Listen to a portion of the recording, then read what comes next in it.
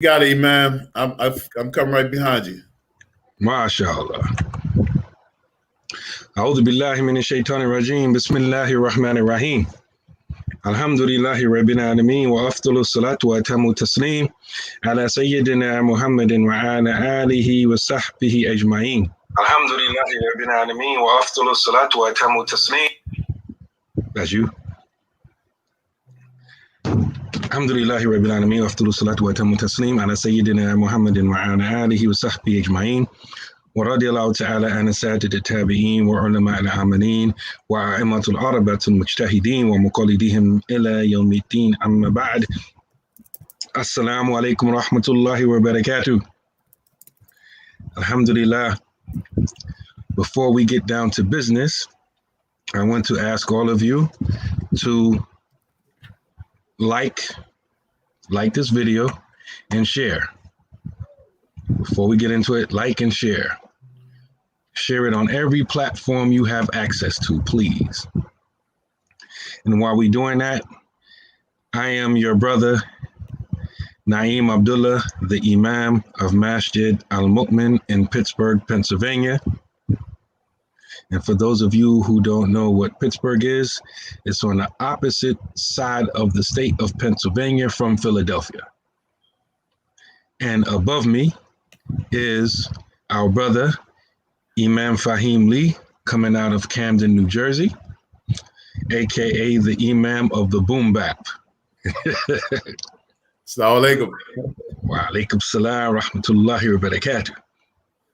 And above me, who's not on the screen right now, just the empty background, is our brother, Imam Amin Muhammad, the Imam of Masjid Muhammad of Atlantic City, alhamdulillah, also in New Jersey. Well, alhamdulillah, today we're going to be talking about marriage. This is the second of a four-part series. And as an introduction, we are going to give you a summary of the marriage policies in each of our communities, inshallah. But before I do that, let me try to share this video on my page right quick. Give me 1 second.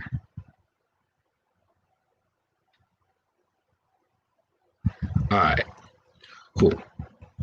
Yeah, so we're going to be talking about the marriage policies in each of our communities, inshallah. So if you were to go to Masjid Muhammad's website, Samira, you in the building? I'm calling my wife, Samira. Are you in the building? Say something in the comments if you are. If you were to go to Masjid Muhammad's website, you will see. You in the building? Good. If you were to go to our website, can you put our website in the comments? masjidalmu'min.org. And at the top of it, you will see masjid services. And then there's a drop-down list, and it says Masjid Muhammad marriage policy. And so we summarize what our policy is. And so I'm just going to read them off real quick. And then maybe at some point during the program, we can discuss the ones, especially the ones that a lot of you may think is controversial. Number 1, you must be known to us or provide 3 references. Number 2, you must submit to and participate in 3 counseling/education sessions. Number 3, you must pay the fee. Number 4, you must disclose any domestic abuse or violence in your past. That was number 4. Number 5, you must get screened/tested for sexually transmitted diseases, STDs. Number 6, you must disclose any diagnosed mental health conditions. Number 7, you must disclose your Islamic and civil/legal marital status. Number 8, your future husband must pay the mahr, dowry, in full before the nikah. Number 9, you must reduce the marriage contract to writing if there are any special conditions. So this is what we have on our website with regards to our marriage policy. And there's a reason for each and every one of those things that we listed, because experience is one HELL of a teacher. And so these things are in place for a reason. So we know that every situation is unique and no two marriages are going to be the same. But in general, this is a summary of our policy here at Masjid Muhammad. Alhamdulillah. So now I pass the ball to Imam Faheem.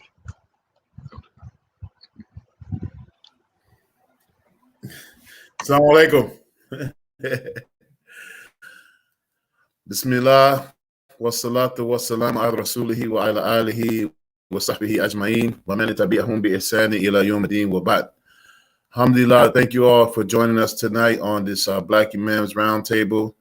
Alhamdulillah, it's good to see you all. Don't forget your cover fee. Besides sharing this video, inshallah, we request a minimum of $10. Many of you were coming out of Ramadan. You probably caught the night of power. You got a lot of blessings, a lot of energy still, that carried over. So, share some with us, inshallah. All right, alhamdulillah. So we're talking about what ideally in our communities, how it looks for marriage. And just listen to Imam Naeem.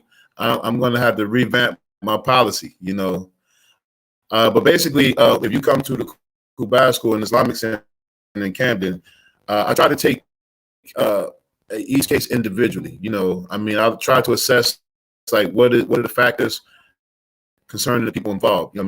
First of all, I use a filter nowadays if people are just coming from out of nowhere, and I charge them up. I just let them know my fee right from the beginning, and then I have time to I don't have to hear from them no more. So, because people text me, like somebody be like, Assalamu alaikum, this is Abdullah, I want to get married this Friday. And I'm like, Abdullah, I know about 20 Abdullahs, like you're none of them, like, what do you mean you want to get married this Friday? I said, how do you are serious? So you think it works like that? Or then I say, okay, let's meet up and see if I know you, but the first thing is to assess what kind of situation it is, because sometimes people are trying to make it halal, sometimes people are legit, sometimes they done had a whole relationship, and by the time you get wind of it, it's already a love affair in motion, and so you try to, I try to put all that on the table. So the first order of business is to meet with people, the first order, especially with all the social media, just to meet with people. We got to meet in person. So, and many of the things that Imam Naeem does, I kind of do it with, in person instead of just like an actual written contract. So, like getting the, find out, where people from, their Islamic background, their family background, if you have a nikah, are you inviting your parents, does your family know? Have you met each other's families? Have you asked? And then I will pose certain questions that I would think that, that they need to know about each other, like, past sexual history, mental health, have you ever been abused? Have you been incarcerated? Have you ever been molested?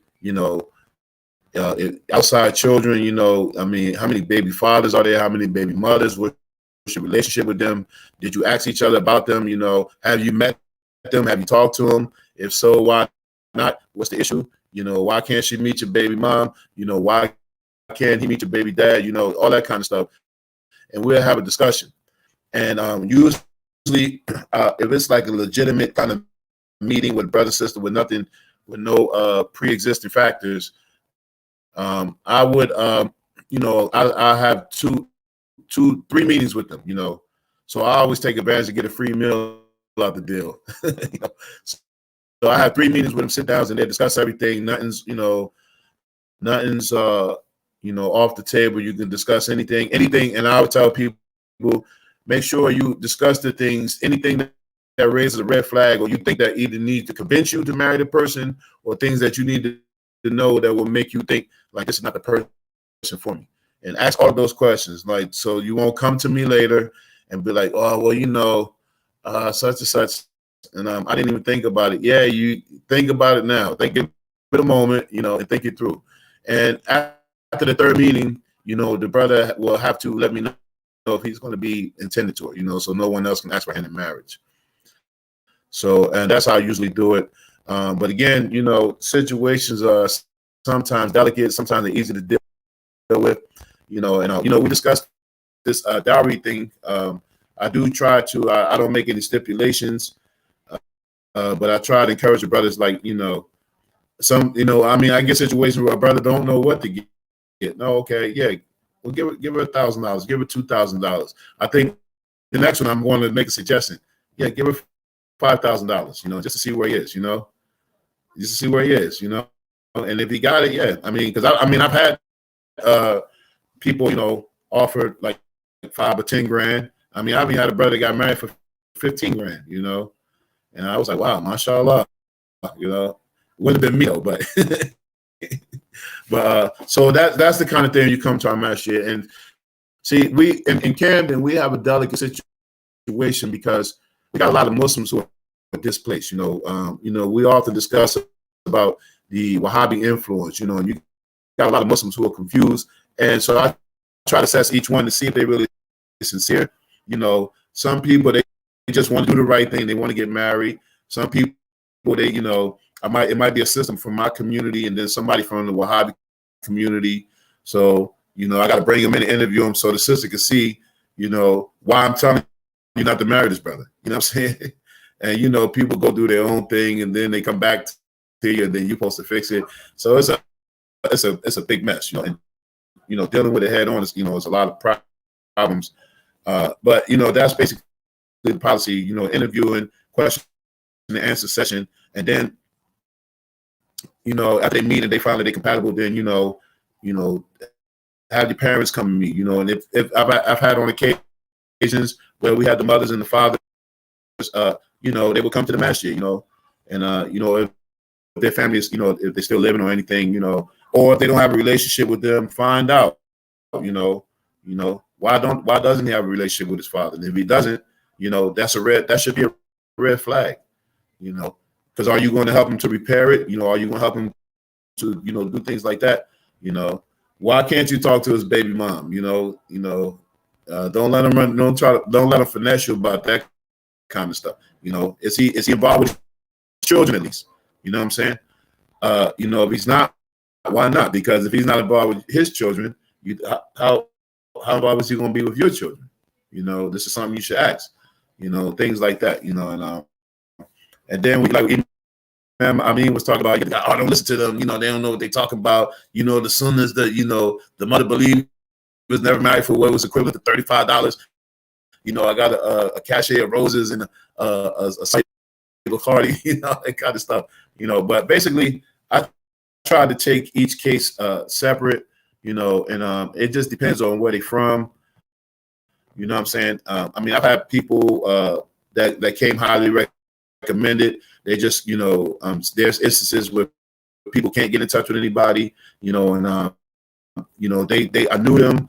The people who, referred them, I knew them, and they spoke highly of them. So, okay, we'll do it, stuff like that, But I just try to take each one and not have like a standard, but meeting people, find out where they at, and just based on my experience and try to give, try to service them, inshallah. So that's what you can expect. And now, we got to make adjustments because like now we have a online community.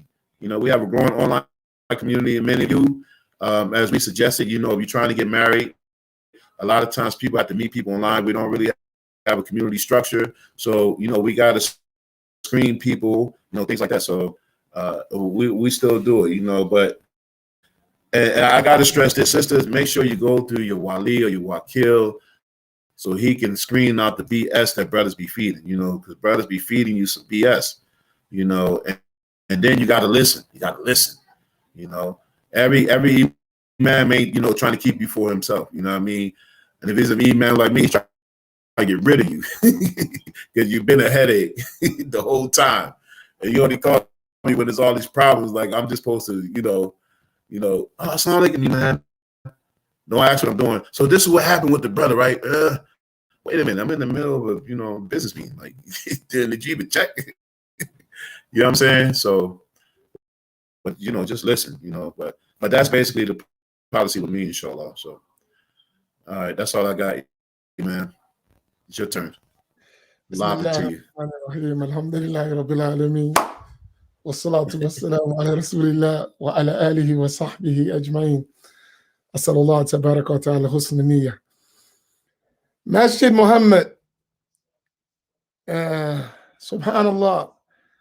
Our marriage policy is very flexible because our community has a lot of diversity in it, and you can't apply the same rules or the same regulations to everybody because everybody don't have the same cultural background, the same financial positions, the same social conditions. There's a lot of mixture. So I'll give you some general perimeters that as the Imam that I put down. And unfortunately, unfortunately in one way and fortunate for me, I don't do a lot of marriages because the process is too strict for most people and they can do it easy somewhere else. So they don't even come to me often, except people who are really serious. And usually those marriages, they're still existing. So alhamdulillah. But my first criteria before someone gets married in Masjid Muhammad is that they are Ahl Sunnah. So that's from the door. That's first thing. When a man and a woman come or the brother say, I want to marry a sister, or a sister say, I want to marry a brother, my first question, are they Ahl Sunnati wal Jama'ah? And then I define that. Are they Ash'ari, Maturidi? Do they follow one of the four schools? Are they Hanafi, Maliki, Shafi, or Hanbali? And are they people of Tasawwuf? Are they follow the path of Sufism? If the answer is no, the answer for me about that marriage is no. So from the door, we're not even going to discuss if the person's not Ahl Sunnati wal Jama'ah. No, I'm not marrying you to him and you can't get married here. Absolutely not. So that's first, right? Nothing before that. If that ain't right, we don't even need, he could be the richest, he could be Bill Gates' brother. Doesn't matter. No. Right? So that's first. So in Masjid Muhammad, we know everyone's going to have the sound creed and sound practice and sound spirituality. What they may do as a person, that's one thing. So that's the first condition, right? Then once we get past that, there is a mandatory of 3 counseling sessions. We must have them. Those 3, and they're going to be spread apart. They're not going to come like some say, okay, we can have 3 sessions today, tomorrow, and next week. Or no, they're going to be 1 session. And that first session, then you're going to have homework. And then after the period of doing that homework, we're going to have another session, maybe a few weeks later. Then we're going to have another session 3 weeks later, a month later. So that period is going to take at least 3 months, roughly, unless I already know them. If I don't know them, they can count on at least a 3-month waiting period, just while we go through the counseling. What's going to happen in the first counseling? The first counseling, we're going to really, really get to know one another. So they're going to sit with me, or they will sit with someone else who I assigned if I wasn't available. And they're going to talk about who they really are, not who they pretend to be. That's going to be the first thing. Now, if I know them, we're going to skip some of this. I'm talking about people that I'm not sure of. I don't know them well. They're not active members in the masjid. I'm talking about people I don't know, right? Or someone's marrying someone I don't know. I may know the person, but I don't know the one they're marrying. So that first session is going to be, we can describe it as real talk. I know who you pretend to be. Now, who are you? And in that real talk, depending who we're talking to, we're going to know some common things about each other, and we're going to have a real talk, because the intention of our marriage is that we're trying to build families, and those families are going to be in the community. So we got to know who we're dealing with. So the first thing I do is I go in hard right from the door. I smell the BS, and I hit it right away. As soon as I smell it, and it's usually coming right away. Sometimes it's from the man, alhamdulillah, I just want his sisters on a deen, but he don't come to the masjid. He don't go to class, but he wants somebody on the deen. How about you get on the deen? How about we work on that part? So when they hear me talk like that, they like, whoa, Imam's crazy. No, you crazy. Talking about you want somebody on the deen and you don't practice, right? So we go into that part. With the women, we're going to cut I just want a pious brother, you know what I mean? I don't care about no money, but how you pay your bills, sister? Oh, all right, so let's be real. You don't want just a pious sheikh. You want somebody with a little cheese and a little swag, and he's a sheikh, right? So let's be honest. So we're going to have that kind of real conversation.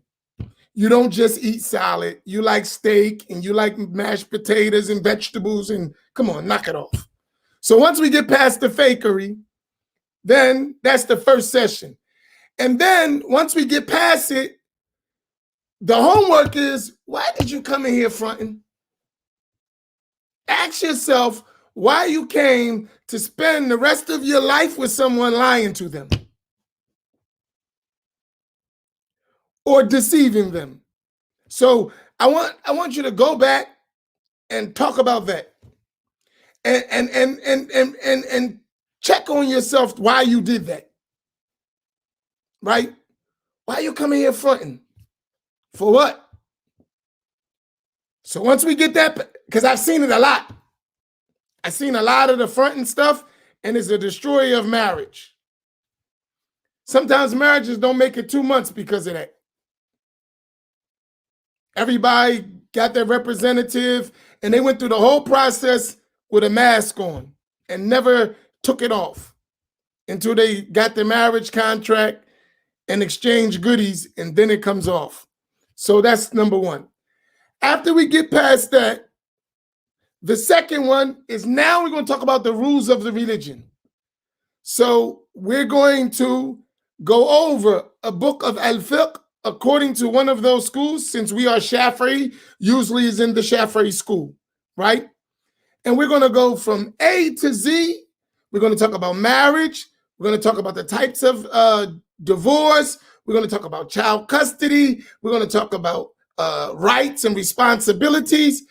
We're going to go over all of the rules of ahkam al-nikah, wa ahkam al-talaq, and all those different types of things. The rules of marriage, the rules of divorce, all of that we're going to discuss, right? So no one will say, I didn't know the rules. We will not get married unless both the husband and the potential husband and the wife completely cover the chapter of marriage in a well-known book of fiqh.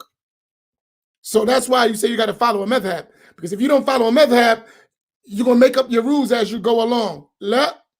You have to go over a well-known book of fiqh and the chapters of marriage and what is related to it. So that process will take, it's part of the one session, but I'll go with them. I read with them. We go over it. I explain. So take their questions. So that process, that's why you got that period, because we study it together. Then they got to go read on their own, discuss different things so they all know the rules. Then I'm going to question them about it. So that's number 2. That's the second session. The third session is now we're going to talk about how are we going to make this particular marriage work. So we're going to talk about, okay, what this marriage looks like. Now we're getting married. What do you want? Because now we know the obligations.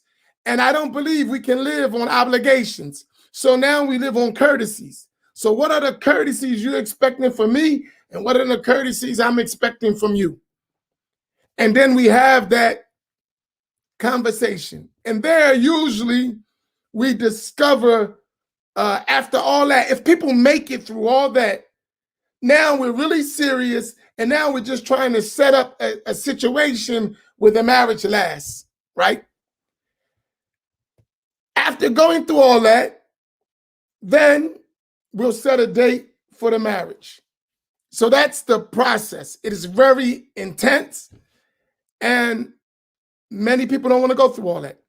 So I don't have to worry about when it go wrong coming to me.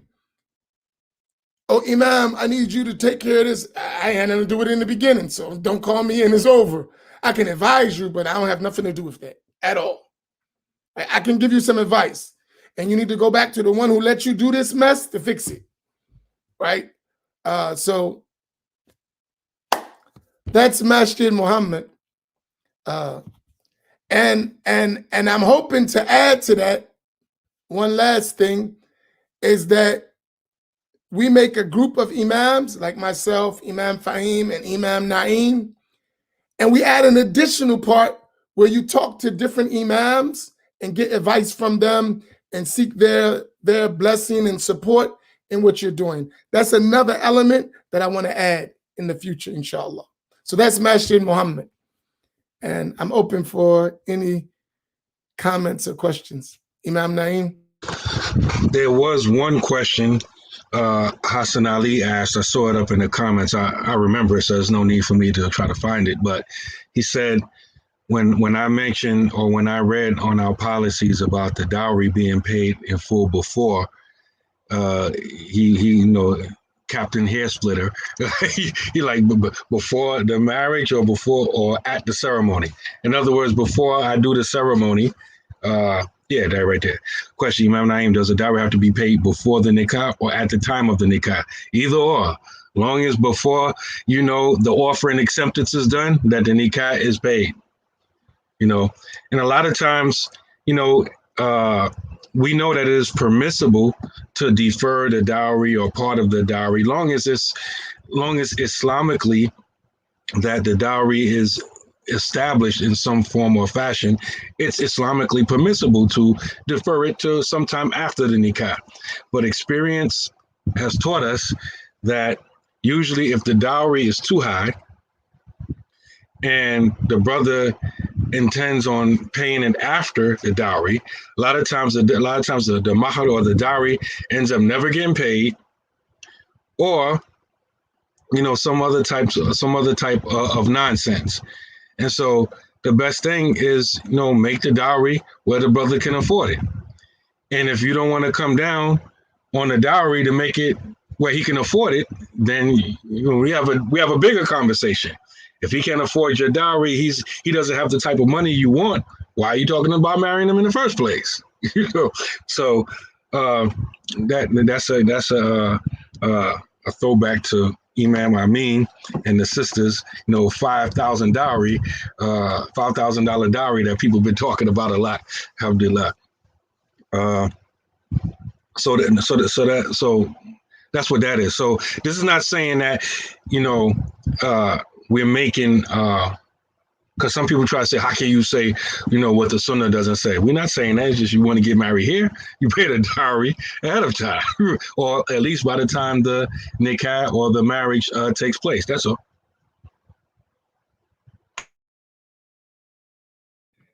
If we go through, let's take a couple of those questions that relate to what we all talked about, and I want to address that dowry thing if y'all don't mind.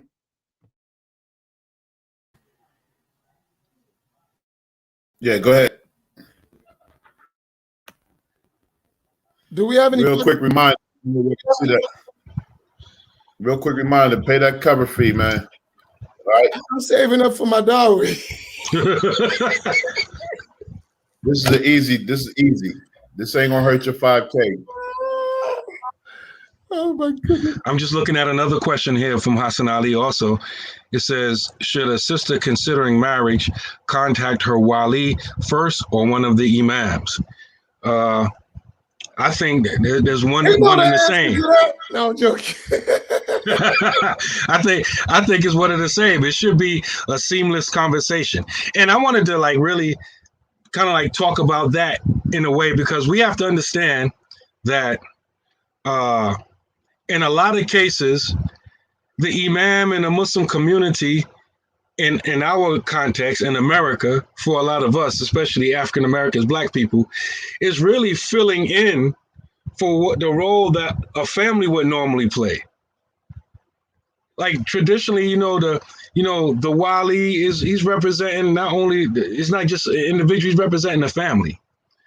And so I think a lot of times, to help us understand these things, so it won't be just so technical, just imagine if the whole family was Muslim, we living in a Muslim society, and you wanted to marry a sister, it wouldn't be a secret that only the wali, who could be the father, the uncle, whoever the case is, whatever the situation is, it wouldn't be a secret. It would be something known. Hey, our baby girl may get married. She may get married to this brother, right? And so a lot of times in our context, we like to skim it down, and a lot of times a lot of the marriages are you almost got to find out a private investigator. You got to hire a private investigator to figure out if they're talking, and even if after they got married, you don't know who did the marriage, who the wali was. You got to hire somebody. You got to hire a private investigator to find out who the witnesses was. It's real cloak and dagger secret type stuff. And so, this is not how marriage is supposed to be. It's supposed to be open. Everyone's supposed to know, who's getting married to who. So, number one, so to answer his question, I think the Imam should know first or second. Maybe the wali calls the Imam, whatever. It shouldn't be no long delay, no lag time or nothing. Because a lot of times sisters be appointing their own wali. And a lot of times, because most of our sisters, the sisters think that if nobody in their family is Muslim, they can just choose whoever they want to be their wali. Or some of them, even if they have a suitable wali in their family, they still think they can choose whoever they want to be their wali. And this is not correct. So I think that the Imam should be in the situation or be aware of the situation first and foremost, because he's able to come in and correct. Okay, who's acting as the wali? He can't be your wali. Or, he's able to correct all of these things. I'm going to stop there. See, here's my thing with that, right? And brothers, I love you, right? I love my brothers, but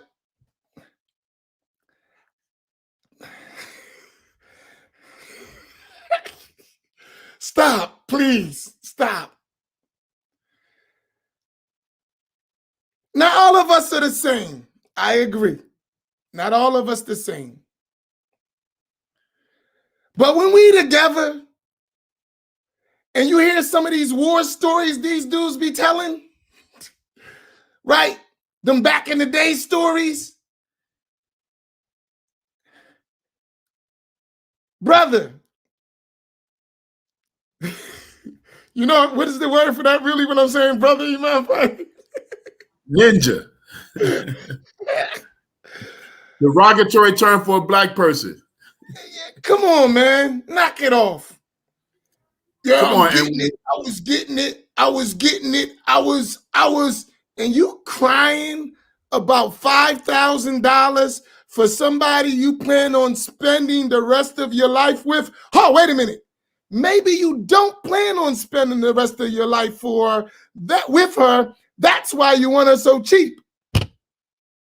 As one of my favorite Imams in the world said, they want that 5,000 and they want to dish out 500 so they can continue to get the 10.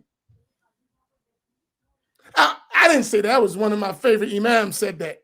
So I give this one 500, and when this don't work, talak. Then I give her 500. When that don't work, or when I get tired, talak. Then so you need some responsibility. 5,000. 5,000. Period. And maybe, and this is my philosophy, this is just Imam Amin. And I live by it. I live by it. Right? I live by that rule. I'm going to take care of my family. I'm going to do what I got to do. Period. I'm going to take care of my family. 5,000 is a joke to the way I try to take care of my family. That's not an issue. And I think every Muslim man feels the same. Every Muslim man, capital M, capital A, capital N. You're going to take care of your family. So $5,000 ain't no money, right? I wish I could have got away with just $5,000 and don't worry about it. In my life, nah, that ain't how that party go. Did I pay $5,000 dowries? Multiple times. Multiple times. This ain't my first rodeo. Do you know Imam Amin? Multiple times I have. But that ain't the point. That ain't no money. So if you telling me you struggling with that, I'm just looking at this. I'm not giving you my daughter. If you struggling with $5,000 dowry and my daughter is not worth $5,000 dowry, forget about you trying to give her a real good life. It ain't happening. If you worrying about $5,000, I can almost sure I'm going to be taking care of you and my daughter. And I'm not about to do that. Right? I'll help you, but I'm not taking care of you. You're a grown man.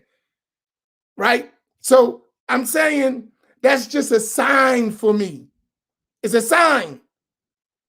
Most likely that woman is going to come to my office one day and say, Imam Amin, he ain't holding his end. Well, I already knew that when he didn't want to give you $5,000. I already knew he wasn't going to hold his end. Right?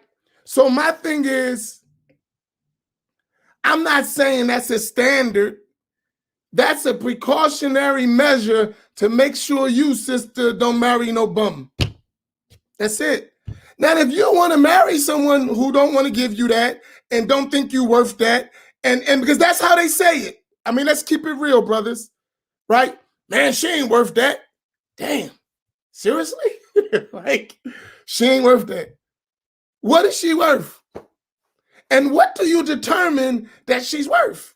What is the scale you're weighing that she's not worth a $5,000 dowry? As if that's some money. As if that's some money. I don't see what the problem is, man, because a whole bunch of sisters done got married for a summarized version of Sahih Bukhari, translated by Muhammad Muhsin Khan for their dowry. I don't know what the problem is. I'm sorry. There's plenty of women out get married for less than 5,000. I got that.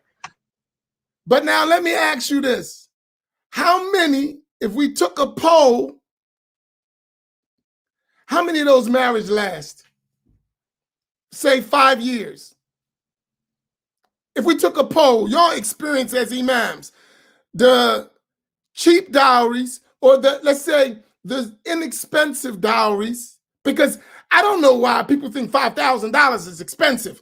I wonder what country they live in. $5,000 is a normal lifestyle for the average American. I mean, a monthly lifestyle. If you make less than that, you're struggling, and we all know that. right? If we make less than, say, $4,000 a month, we're struggling. It's hard. Everyone know that. So in our minds, we gotta put that thing up for the prosperity of our community. We gotta think about that point.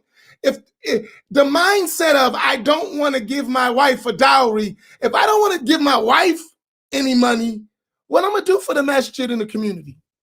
I mean, that's the things we should think about. Like, I don't want to give my wife, the one who's going to have my babies, we're going to have children, we're going to end up in paradise together. She's not worth $5,000. If I think that way about my wife, what am I going to do for the community? So let me ask you, who's more important to the man, his wife or the community? His family or the community? I believe most men gonna say, yo, I gotta take care of my family. You don't even want to give your family a decent, like your wife, huh? You don't say, you know what, sister, I'm gonna save up my money, and if that's what you want, I'm gonna make that happen. I'm gonna do what I gotta do because you worth it, sister. We're gonna be in paradise together. Where's that mentality? I mean, that's just a question. I mean, y'all can engage. Tell me if I'm crazy. Maybe I'm crazy. But guess what? I've taught in other communities outside the black community, and y'all know that. You know how much them dowries be? The dowries be a house, 10,000, a bunch of gold, this, that. Some of them dowries be this up front and this over the length of the marriage. This is what I see on a regular. On a regular. And y'all know I've been teaching with, y'all know them circles I hang in sometimes. That's regular. That's a regular standard. You go to a Pakistani community, you go to an Arab community, you go to a white community, that's the standard. You're not getting married for less than 20 grand. You can almost forget it. Now you gotta get a job, so we gotta change the mentality of she's only worth a trip to the halal store or some oils and incense. That's just my thoughts. She's only worth a trip to the Islamic place, the Qadianis, in order to purchase a Wahhabi summarized translation of Sahih Bukhari. One volume. Let me ask you something. Hold up. I got the brothers. Let me ask the sisters. Please, can y'all answer? Right? This the sisters. Do y'all think what I'm asking for the sisters, I'm asking the brothers, do you think what I'm saying as should be a regular standard that we strive for in our communities is far-fetched?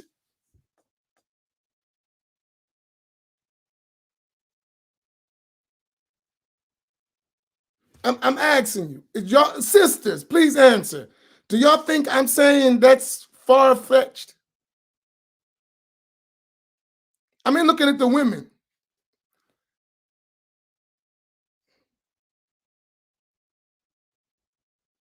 I ain't talking about the ones who can't afford it. We can talk about them. I'm saying, do you think I'm being unreasonable?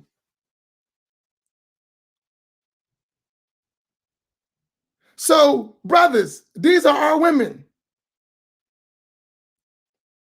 These are our women. They don't disagree. I'm saying to us, they don't disagree. So if they don't disagree, then they value themselves more than we do, and that's a problem. I don't really see what the problem is, like, because I'm one of them brothers who can't afford that. I never had a problem getting married, and I let it be known. You can ask Samira, right? She's on this thread. When we got married, the first thing I told her is, I'm the brokest brother on the East Coast. That's the first thing I told her. And we mentioned it many times. But Imam, I'm broke too. Don't think I got money. I'm broke, right, but I'm willing to work. I'm broke, right? I'm broke. I am broke. I'm a black imam. Of course I'm broke. Right? Bro, it's a joke. But nevertheless, but because I'm willing to take care of my family, and y'all know me, right? I'm not just talking, but I'm the same way with my brothers. Am I right or wrong? I go hard for my brothers. I'm the same way. Like I would take, because we're trying to build communities. If I'm not going to take, so if I'm going to go hard for my brothers, if brothers are struggling, let's work together. Let's figure out something. Let's get it up. Let's help each other. Let's build. Well, if I'm like that with men, how should I be with my wife and children? And I'm saying we all should be like that. And now, even if you don't got 5,000, we know you're willing to get it. And we can say, all right, sis, check this out. He don't got 5, but let's work a plan where he can get it. Because I think another thing is laziness hiding behind this. I don't got it. Okay, get it. I don't got it. I'm not getting it. And this is where we're going to stay. We can't be like that as a community. We got to move. We got to build. You can't make $5 for the rest of your life, bro. $7.50 an hour. If you can't learn to do something else, we got to teach you. You got to become innovative. You got to learn some entrepreneur skills. You got to do something, bro. You can't keep making $7.50 and that's it. And that's it. That's all I'm doing. You can't teach my children that. And our children are our children. I don't mean my direct. I mean the children of our community. You can't keep telling them, be a lazy guy and don't do nothing. Don't build. Don't lie. No way. I'm just saying so much is connected to that. This is just my thoughts. And like I said, the women agree with me. My experience. Now I'm ready to debate with the brothers. Y'all want to debate? Right now, stop. No, my experience also teaches me that, and I think a lot of this, what we're talking about, is not necessarily about the money. I think people tripping on the dollar amount that you mentioned. It's not about the money. A lot of times it's a filtering process.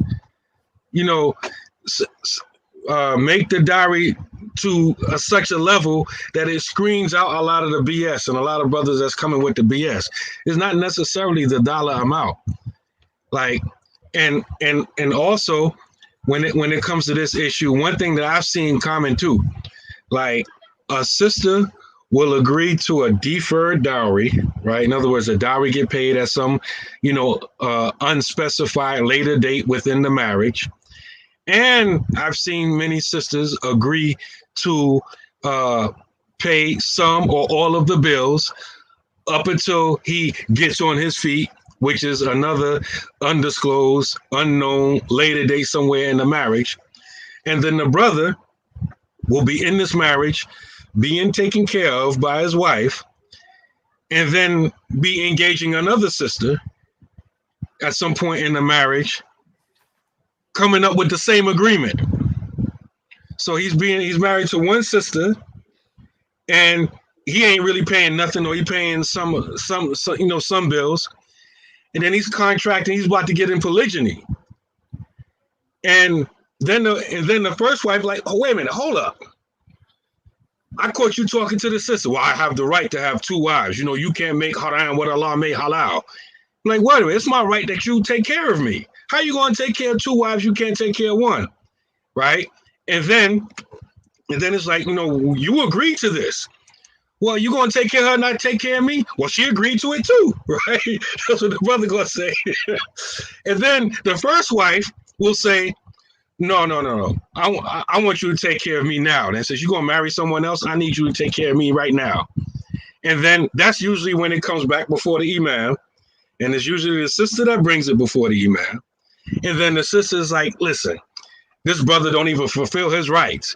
Now, before the marriage was perfect, but he went to get someone else, and now all of this stuff come out. That's when we hear all the dirt. That's when the Imams hear all the dirt. He ain't paying my bills. He didn't finish paying me his dowry, and he ain't good in bed. She bring all this. She start telling everything, right? He ain't good in bed, right? brothers and sisters be snitching out, right? He ain't good at bed. It might not even be true, but you know how women are when they get mad at you, right? He horrible at bed, right? And he don't pay nothing. He like a little boy. I gotta take care of him. And he want to get another wife? Nah. That's what this type of stuff that sisters be saying. And that's why we got to be honest in the beginning. Hey, Faheem, you know how many times I heard, I don't know if you heard this, I know you have. Sister says, oh, he complain about what he got to put up, what I got to put up with his.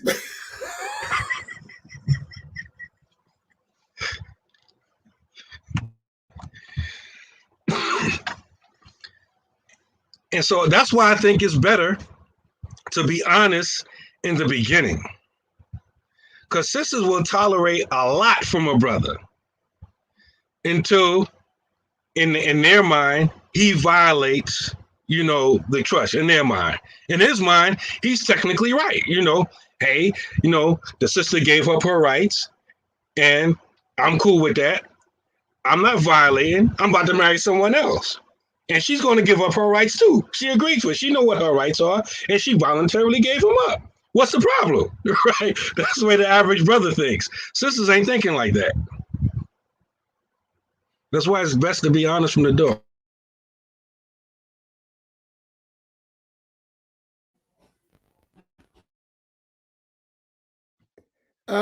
Here, I think someone asked, a couple people said that I'm trying to say that it ain't gonna work for, that's obvious it's not gonna work for everyone, right? Because everyone doesn't have the same thing. But I'm talking about standards, right?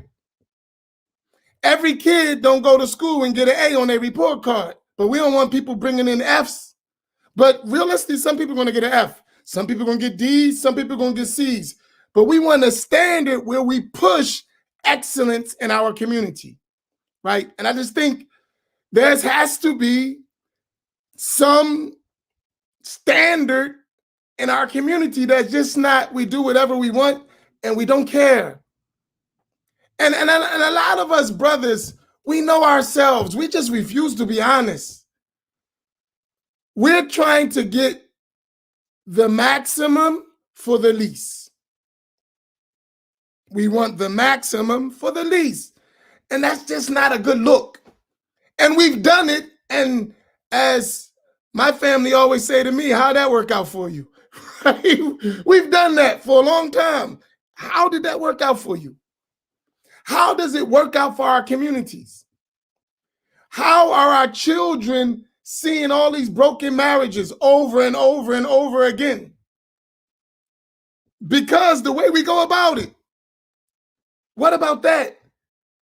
What about the damage of so many of our Muslim girls going to get with non-Muslims because they look at the Muslim marriage show and be like, I don't want no parts of that. You ever thought about that? Let's be honest with ourselves. How many of us have asked, how many of us have seen, and women and brothers, if you talk to your daughters, how many of you have seen Muslim girls, young girls, say, I don't even want to marry no Muslim brother? And they are sneaking around with non-Muslims. How many of us have seen that? And be honest. I know we don't like, but this is real reality. This is stuff we're facing. Why we act like it don't exist? Why we act like it don't exist? It's real. And we sending our kids to universities, to those places where there's people that's striving for success, and they come back to the masjid and the guy don't want to do nothing. And she's looking at a dude who's going to be a doctor, an engineer, this, that, professional, educated, and you want her to go marry the brother who don't even have a job, but he's in the masjid making dhikr. Come on, man. That's not being realistic. So we got to have some kind of standard. And I'm not saying the standard's going to apply to every single person. We're going to take case by case.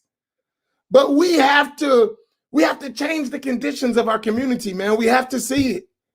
And I think that's for me, that's why I'm talking about these things.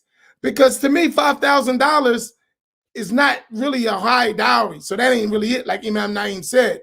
But I want to know you responsible. I want to know you're going to be a productive member of the community. I don't want you coming in my community, taking the women out, and then we lose. Women work harder than you. And now we got a good sister married to a bad man, and we lost a good sister. We lost some potential good brother who could have married her, who would have built a good family and strengthened the community. You got to think like that. It ain't just about individuals. And that's what Imam Naeem was talking about when he was talking about communities. Communities. It ain't just you. Man, I just want to grab me a wife. I know you do. And I want to grab a family and some children, and I want to have a future for our community. I want to do that too, while you just want a wife. So we need to think about the whole picture. Yeah. May I share something, man? Go ahead. No, go ahead. We was waiting for you. We just jumping in because you ain't talking. Okay. I think, I was approaching the old school kind of thing where, the men, I remember reading the Hadith, Prophet Islam said that women are like captives to men, women like our captives. And, in Islam, you have to treat your captives well. I was always under the impression that when a man takes a woman under his care, he's assuming responsibility for everything. And, what he can't offer, he's going to try to get it. If he doesn't have a dowry, he's going to try to find a way to get it. And my position is like, sometimes, because I don't want to place the blame on the brother, sometimes you got to look at, what you allow ahead of time for a brother to take advantage of you. You know what I mean? Look at the man behind the dowry. Because in my experience, a lot of sisters totally disregard like blazing red flags. Blazing red flags, because this brother finessed them so well, and like stuff that they normally wouldn't go for, but they wanted to get married, you know what I'm saying? And they just avoided all types of stuff. They didn't ask this man what he was locked up for. He showed all types of signs of schizophrenia, signs of a sociopath, signs of mental illness, and they just disregarded because he had a big beard, and he wore a nice hood, you know what I'm saying? So I think with these dowries and stuff, look more at the man behind it. Does the man is respectable to you? Does he seem like he have heart? Some of these things, there's indications of a kind of person that you can get. You know what I mean? Don't disregard those indications of the man. I mean, and I can't really base on my personal life because I'm a one of a kind type of dude. You know what I mean? But when I was pursuing my wife, I asked her, what does she want? You know what I mean? And I think she saw more than the dowry because she wanted a $500 gift card. And at that time I was like, I don't even I could do half. You know what I'm saying? Because we wanted to get married. I was like, well, how about we do half? And she said, okay. And ever since then, everything I ever got and owned, I give it to her. Like, it was never no issue about money or getting money. And that's the thing. Like, even if you don't get a 5K dowry, look for a man that's going to be willing to give you everything and meet you halfway. And wherever he can't meet you halfway, he's going to pull you and carry the load that you can't carry. I mean, that's the kind of man that we're supposed to be. You know what I'm saying? And brothers just need to do that. Can I ask you a question? Yeah. And I didn't take the mic off. This is a serious question to y'all. Right? Because we imams, right? And we got real breathing community with real people. Right? And that's true. A hardworking man you are, Imam Naeem, y'all do your thing. How many brothers you come across like yourself? Honestly. I told you I'm a one of a kind to shock your mind. It ain't nobody like me, man. But Man. Ain't nobody. Brothers that know my story, they look at me like I'm crazy. Like I wouldn't be doing all that. Right. So I'm just being honest. So you're an exception. You're not the rule. Am I right or wrong? Yeah. So if we say, okay, well, I got off like that, That's an exception. That ain't the rule. If you treat everybody, if the women take everybody thinking they're gonna be like Imam Faheem, she's in for a rude awakening. This house I'm in, I pay for it. It's in my wife's name. It's her house. Now I know where all the sadaqah and the zakat money going.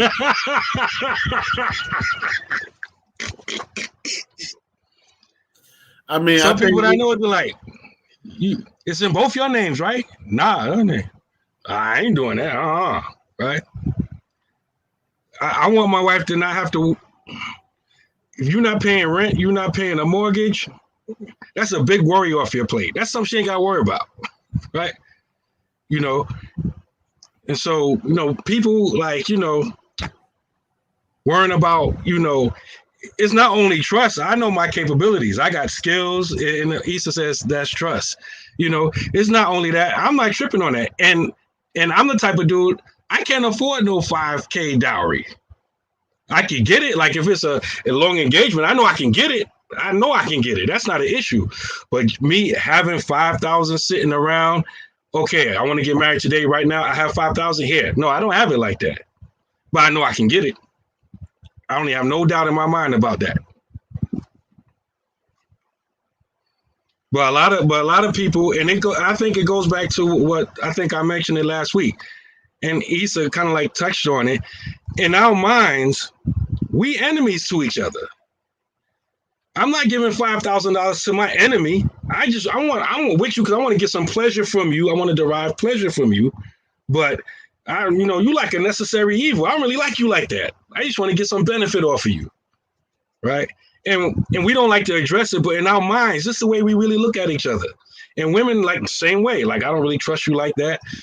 I need to get as much money off you as I can. And he like, I don't really trust you like that. I just need to get as much pleasure off you as I can.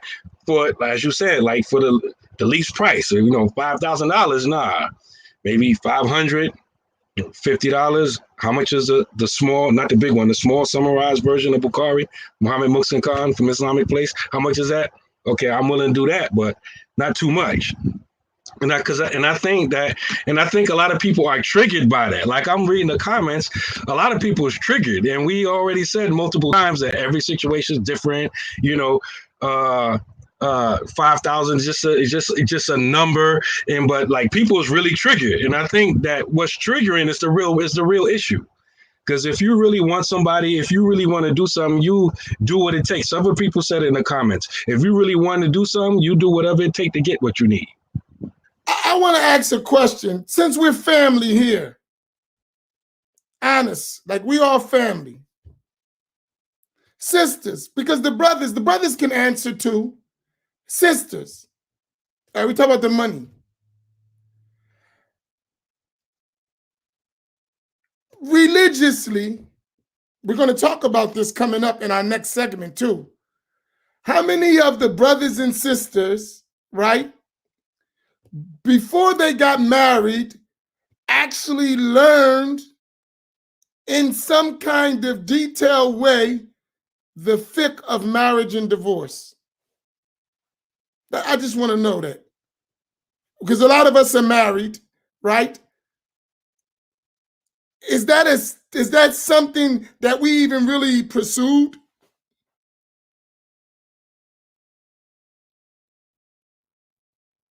I mean, I'm just a question.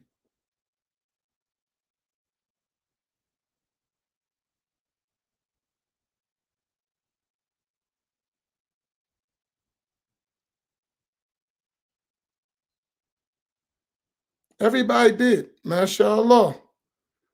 Good.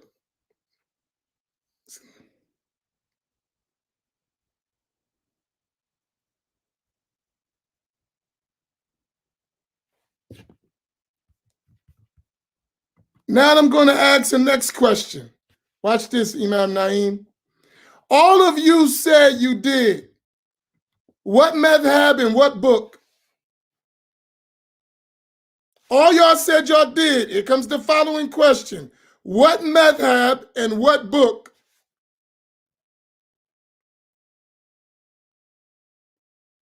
What madhab and what book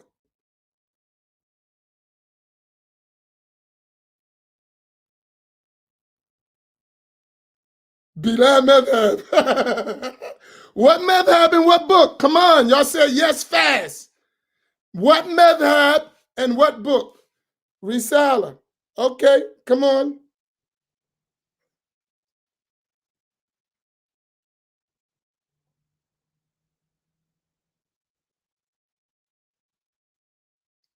Come on. We only got 2 answers. There's a bunch of names going up in there. Shafi'i, what book you studying in marriage? Hanafi, a little Shafi'i. I love my people. They seriously. What book?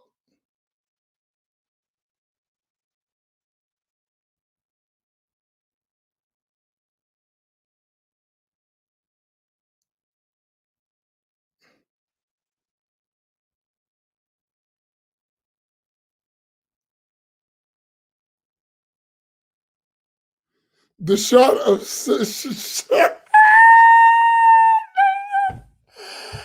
y'all are too much. Let us pray.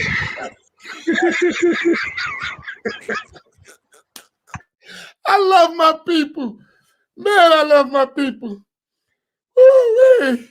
Y'all are too much.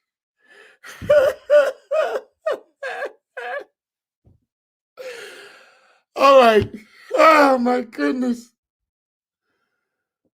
You got people studying books of fatwa, books of hadith. But I love my people, man. You cannot help but love us. We got a lot of work. Alhamdulillah, we're doing it. My peoples. Oh, man. All right, we know where we got to do next course. I love my people. Alhamdulillah, I love us. Subhanallah, I love us. And we got quite a few questions, Imam. Go ahead, take them. I'm going to go pray real quick. I'll be right back. Y'all can go ahead. Give me a couple minutes and I'll come right back while y'all start.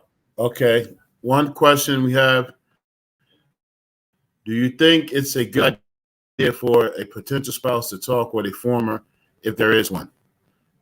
In some instances, yes, I think it's good, at least find out who the former spouse was and maybe ask around and see if you can get some intel or if you could talk to them because they might give you some information that you just might need, I think all investigations should be, on the table. Sometimes you need to talk to an ex-spouse because, maybe they had an amicable separation, and it ain't bitter. Maybe it was bitter and it wasn't. Maybe he, the brother might have did her wrong or the sister might have did something or whatever. Yeah, I would try to find it out, You know what I mean? Yeah, I agree with you. Every situation is different. In some cases, it may be good. Some cases, it may not be. Marriage is not like a cookie cutter type of thing. You can't just, take a issue or a rule and apply it the exact same way across the board. So, yeah, it all depends. Okay, the next question says, is part of the ruling of the councils that the man and woman be consistent with their salat regularly for Imam straight or anything as such? I would say, if you're already looking for marriage, you should kind of be looking for someone that's already, has some religious practice. If there's indications where people are really practicing their deen. The people are struggling. If you're ready to, help them along, then that might be good. But, look for somebody that, that ain't, as a practicing Muslim, you recognize other people practicing the slack, and there's things that you find out, just pay attention. I didn't really catch that question. It was kind of choppy when you were reading it. I would say it's part of the ruling of the councils or the counseling that the man and woman be consistent with this a lot regularly for Imam straight or anything as such. So I think what he's saying is, should we find out if a person's been consistent with their prayer?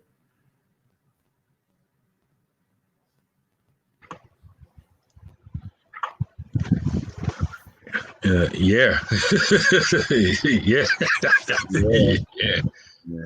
You know, but a lot of times people tell you anything, and Yeah. this is sad. This is a sad reality. And like, I get a lot of people that just tell me anything, it's like, just screw my head on and off with any which way you want. And I'm the type of person, like, I know somebody's lying and BSing. I just be like, all right, man, whatever. Like, I kind of like zone out on them. All right, man. So that, I guess that's why people feel like they can tell me anything. Here's a good question. It says, do you recommend a brother to marry a sister who is Wahhabi with the intent of changing her views, or is that some bull city? I'm assuming bull city is a substitute for a cuss word. This is the Black Men's Roundtable. We cuss on here, not it's like, but I think with Wahhabis, you got to really know your stuff so you can assess them to see what they know. Because a lot of them, Imam Amin always uses this term, default Wahhabis, and some of them don't even know what they're supposed to believe. You know what I mean? So you got to assess them. Are they really infatuated with personalities?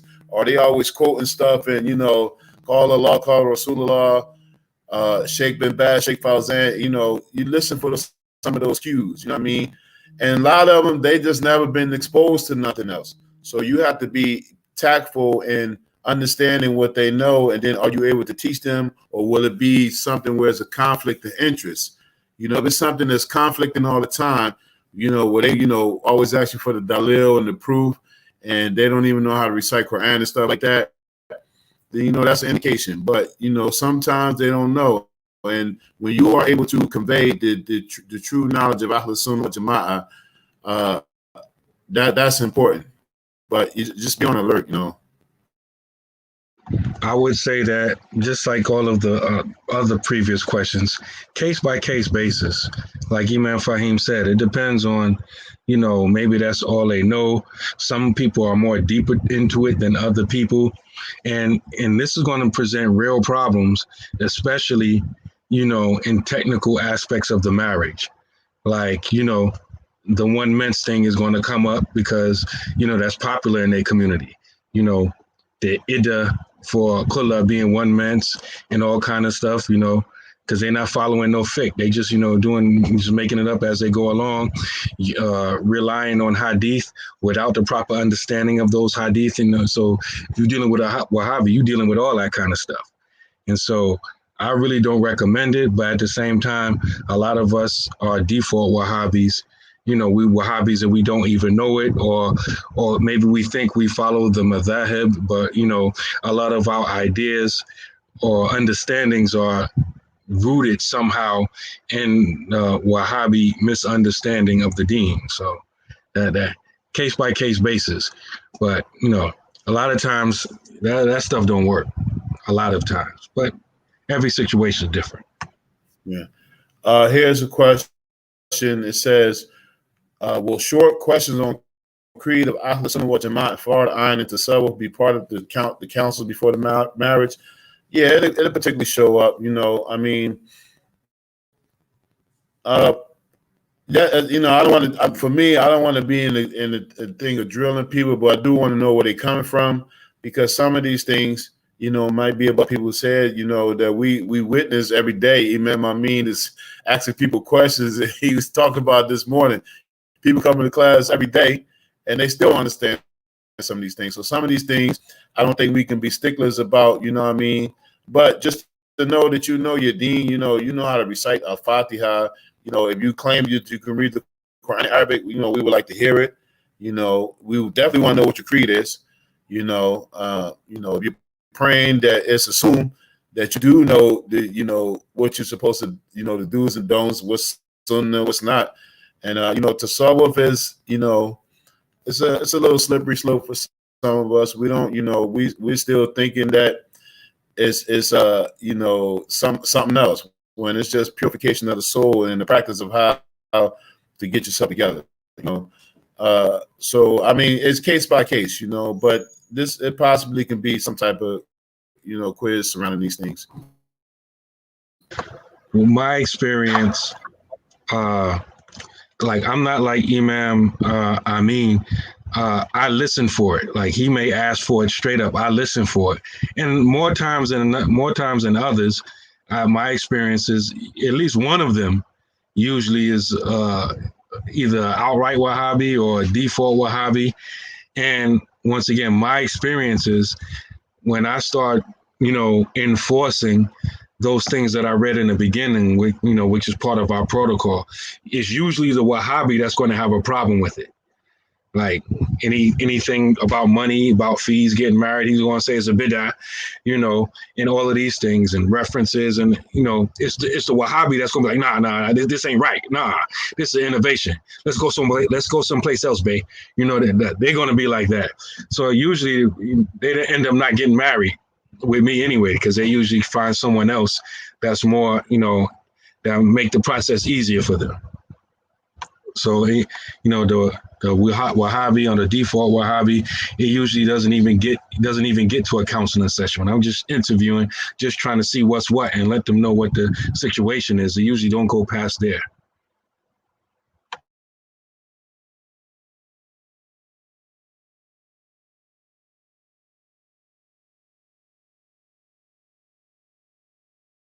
You on mute, E-Man. Oh yeah, I just paid attention. Oh, these two questions real quick. We probably could take them together. The first one is asking about the counseling policies that we've discussed about, people potentially getting married. He said, will it be made into a PDF file with boxes for checking off each rule until complete and signed by all three imams? That's a good idea. We haven't put anything really together concrete about counseling or screening or interviewing people. So, once we get it formatted, that would be definitely a good idea. This other one is, with all due respect, shouldn't brothers be saving up for dowries rather than just looking at what they have in the pocket at the time? Again, it's a case-by-case thing, that we should just examine and really look, not the dowry, because the dowry is just a formality, right? Who's giving the dowry? What do they bring besides the dowry? I think that's some of the things that we pay attention to, because I've seen, and even in the comments, some people said, people paying a high dowry and then the marriage didn't work out. And I've seen people get married for a ring and, their marriages work. You know what I mean? So it's all on the niyyah, what you plan to do, what is your intention, and, all of these things. What's the state of your heart? What's your mental state? What are you looking for in a marriage? Are you looking to be a giver or a taker? Are you looking to be someone who's going to bring some substance to the marriage? Or are you just looking to get something out of it? All of these things are factors. You know what I'm saying? So, because saving up for a dowry can be okay depending on the person. It can be problematic. It can turn somebody off in some instances. You know what I mean? Like, man, it's just making it hard for me. You know what I mean? And then you do all this dowry, and then, you can't even get a meal. You know what I mean? When you get married, you can't even come home to a meal because she don't know how to cook. But in her mind, her worth is, I'm at least worth 10K dowry. Oh, yeah? So, but, it's case by case. All right. Anybody has something else on that? Or you want me to go to the next question? You got something on the Imam? Amin, or I just came back. What did I miss? Not much. We're just going through some of these questions, but we're down to the last one. It says I may have missed some questions, so please forgive us. Keeping up these comments is hilarious, man. Like, so the last one says, can the Imam shed some light on the situation that we see often when a black brother marries a non-black sister? There doesn't seem to be a problem with meeting their needs in dowry. That goes back to a lot of, self-hatred that's been perpetuated between us and people. That's a whole nother discussion. I can't answer that one. I think you know what it is, and I have experience with that, right? From people. We expect from other cultures, they're not going to put up with our crap, right? So the brother, if he already feeling that, I can't do that. And usually that person from the other culture has usually, not all the time, has a family structure behind them, right? So even, and they might like, she's going to have, even if she's out of pocket in their culture for marrying him in the first place, they still have a culture like, all right, this is what you want to do, but okay, now my parents mean something, right? And so I think that's part of it. I think we have to develop culture, and it got to be defined among us where, just think about it. All right, let me give you a reverse scenario to that. Because I think we try to act like we not black sometimes. Because this conversation we having is a black conversation, whether y'all realize it or not. Because I've been around different cultures and they don't be this kind of conversation. It be other conversations, not this kind of conversation. So this is a cultural conversation, right? So in the culture, we as Muslims, we've made a culture that's not conducive for our group empowerment. So let's look at the Black Christians, African-American Christians. When they finally do decide to get married, what do you think, even for poor Christian Blacks who say we're going to get married, what do you think the average cost of a wedding is? For poor people too, the average Black African-American Christians, even if they're not religious, just they get married, they're going to bring the preacher. What is the average cost of that marriage? That's a question. Someone who's really getting married, what is the average cost of a marriage? Black people, non-Muslim, in the culture. It's about 25,000. All right, that's 2015. Can I get some numbers? Come on. Man, we're Black. Wake up. Let's go. Black people. Stop acting like we ain't Black. We know what it costs. Let's go. Look at them numbers, man.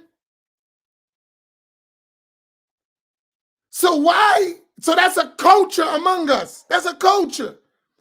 Now, when we Muslim, it went from all those numbers to $500 to the minimum disgusting treatment of each other as we can think of.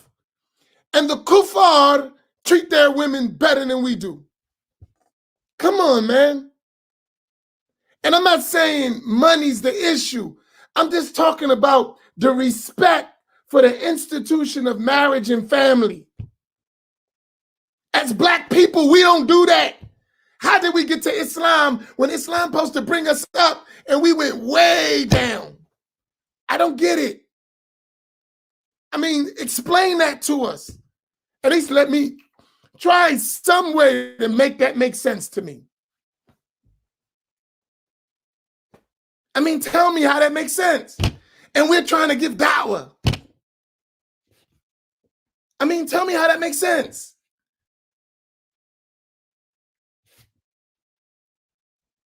That ain't even Black culture. We don't do that. As Black people, we don't do that. But we became Muslim and we just threw our culture in the trash. We don't do that stuff. You just proved it. We don't do that.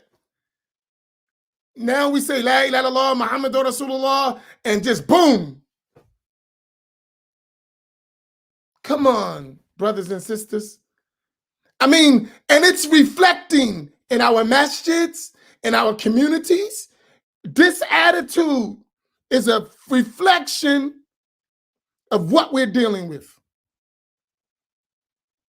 Seriously, it's a problem. It's a serious problem. And we don't realize how bad it is, because we got on some serious blinders in the world. We have to fix this stuff. We can't go on like this. We can't. We can't go on like this, man. We're hurting ourselves. And if y'all remember what Imam Luqman used to say, we still love Imam Luqman, right? Even though he's not with us. But you remember he used to say, we always talking about how many people coming into Islam. We never talk about the ones going out the other door. We don't talk about that. We talk about those coming in, but we don't talk about how many are going out. And a lot of the reasons why they're going out is because we have not made Islam a part of our culture. And everywhere else, when Islam came, it was integrated in the culture. And to the point that Islam, their culture became to be believed that that's Islam, and it's really not, it's culture.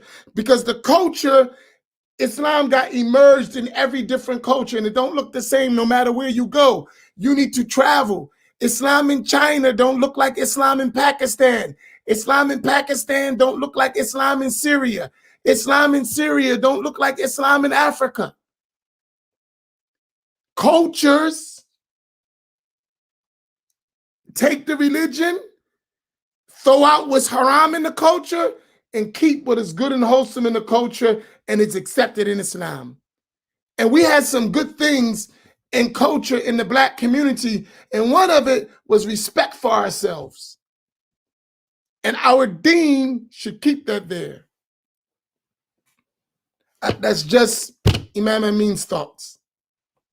And from experience, I think we need to start thinking about these things.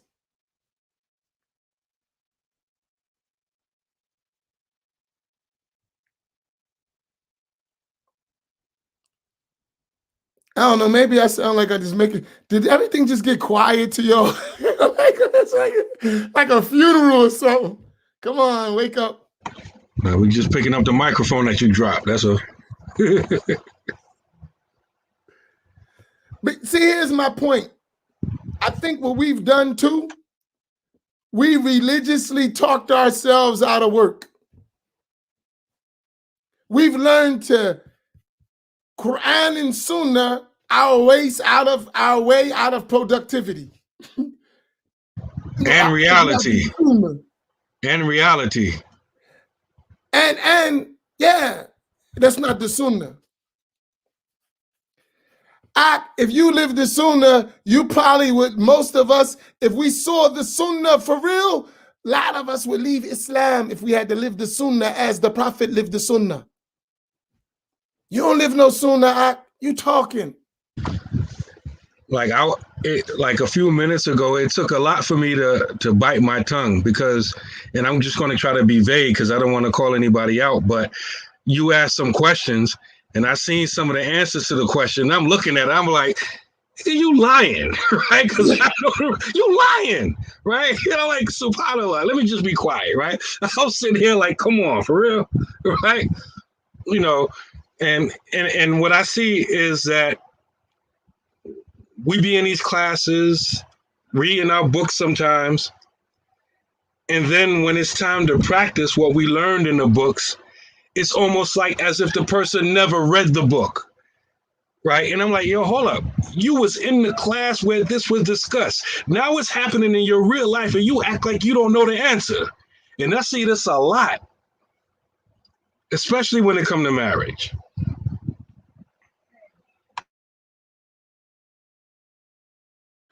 But I think what's going to happen, watch next week when we start, and probably going to take a week or two because we got to do Maliki and Shafi'i, so we're going to do two madhabs. When we start talking about rules, the actual rules, because like you said, Imam Naeem, most of us don't live by the rules, right? And no woman in here is going to accept the rules of the religion. Now, I doubt if it's one. I'll give you in the Shafi'i school, right? In the Shafi'i school, what the husband is obligated to give you is food for each day. The average food of the area for each day. He don't have to fill your refrigerator up every week. Every day, he can give you this amount of food for the day. Khalas, he done his job. What about tomorrow? We'll see tomorrow when he gets here. That's the rule. He has to give you clothes, one garb for the summer and one for the winter. He gives you just what he needs to fix the food. He doesn't have to give you extra. That's it. You cannot go out if he does that without his permission. So if that's all he provides, you have to live with it. And you can't leave the house without his permission. Let's be honest, sisters. How many of you really want to accept that? Don't say you won't. Just say, how many of you really want to live like that?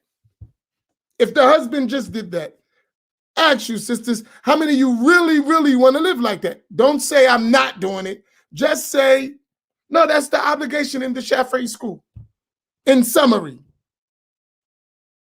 how many of you really want to live like that? Just be honest.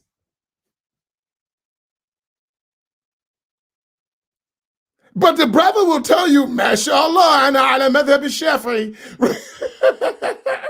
But be honest, sisters. Most of y'all ain't trying to live like that, right? So why are we fooling ourselves having a conversation like that? Right? Come on, let's be honest. Most of you American sisters are not trying to live like that.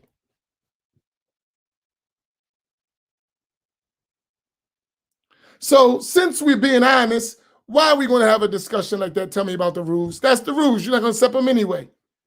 Well, I don't want nobody like that. He's following the rules of the religion. Why you don't want him? Because that's not your culture.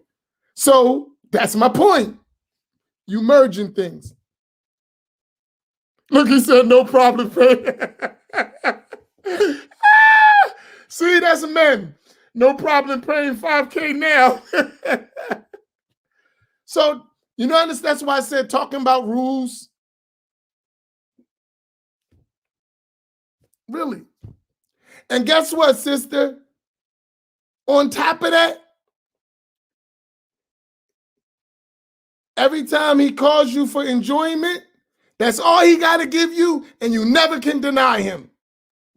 Now or you sinful. That's all he giving you.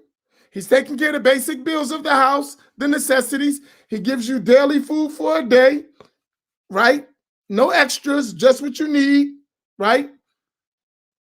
He gives you a cloth for the summer, a cloth for the winter. Khalas, he's done.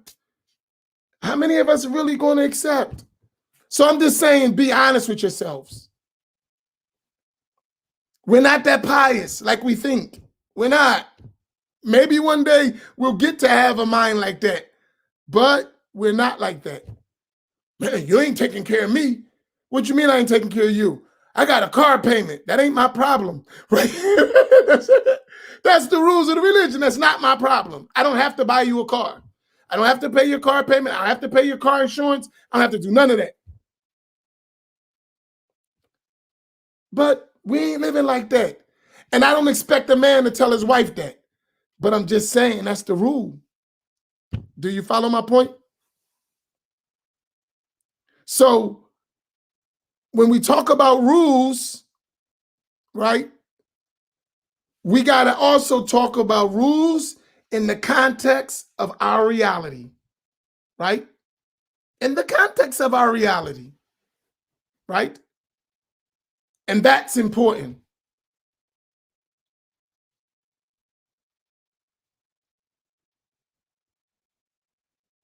So now we talk of all this stuff in context. We study rules in context so that we work. Islamic rules is just to tell you the bare minimum you should be doing. not what you should do. That's when, remember I said, here's the rule. Then we talk about the etiquette, the manners. That's the rule. So you can't go below that or you sinful. But that's not just where you should be at. You don't just do your fard. You do your fard, you do some sunnahs, you do some nafu, you do extra stuff. Just keep that in our mind. Inshallah. I'm saying, Imari, I'm not saying you. I know a lot of us is super women and super men, right? But trust me, most of us, that's not our reality. And if we be honest, they said it, most of us are not going to do that, right? Some of us are, but not many. Not many. And I'm not saying you're wrong about that. That's not your culture. And it's not wrong. You don't have to accept that.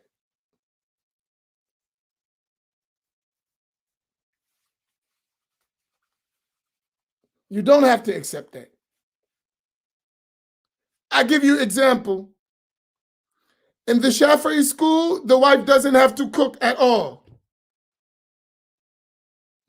I'm not accepting that, right? She don't have to cook for me.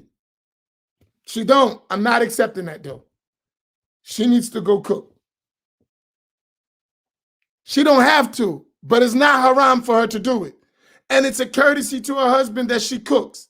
And she's going to go cook as if it was obligatory, even though it's not obligatory. She's going to go cook.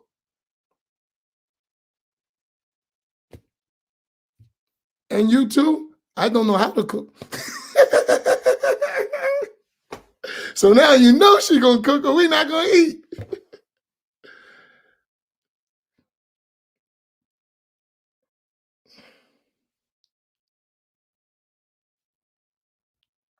So we just being honest, right?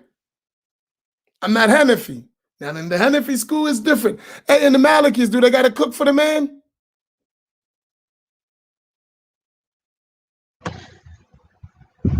It's like kind of like in the middle. Yes, it depends on what he can afford. But she don't have to cook for his guests or anything like that. And if she does, it's considered sadaqah. So if she doesn't cook for her husband, is it ma'asiyah or it's not? Depends on his economic status. If he's poor, she should do it. Don't have to pay for it. In the Shafi'i school, she doesn't have to. And he can't make her. Mm-hmm. That's not her obligation. But it's recommended that she does it. If she's going to be married to Imam Amin, she better get in there anime and cook that food.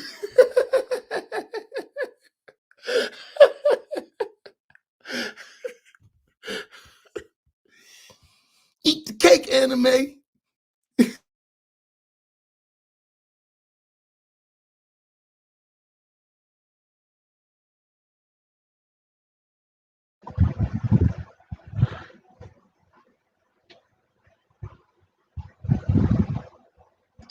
Yeah, but what you're saying is real. Like a lot. You on mute. Weird, it's a lot, but I don't know if all that can fit up there. Read that. Look at 10 Weird. That's being honest. Maybe I'm looking at this through my personal experience when I was young, just hearing about Islam, and I shouldn't. It wasn't that I didn't have 5G for a dowry, but I had 5 to 6 girlfriends, and I didn't have to. To be honest, at that point in my life, I would not have been open to that. I narrowed it down to one sister. We took Shahada, got married, and we were together for 15 years. We are still friends with each other's family to this day. SubhanAllah.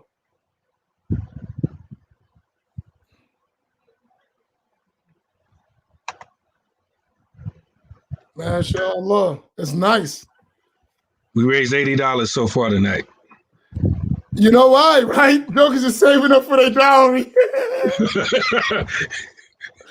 Look, since y'all want to raise the price, y'all gonna pay for this one way or the other. Y'all want some donations? Remember the dowry's 5,000. I know I paid 10, Imam Faheem paid 10, so the other 60K for the sisters. Brothers like, oh, y'all want 5K? And the brothers was triggered. They're like, oh man, like, listen, now you get the rest of them, you get the 500 y'all want for the night. You're right, you get this 500. You want 5K? All right, we'll see.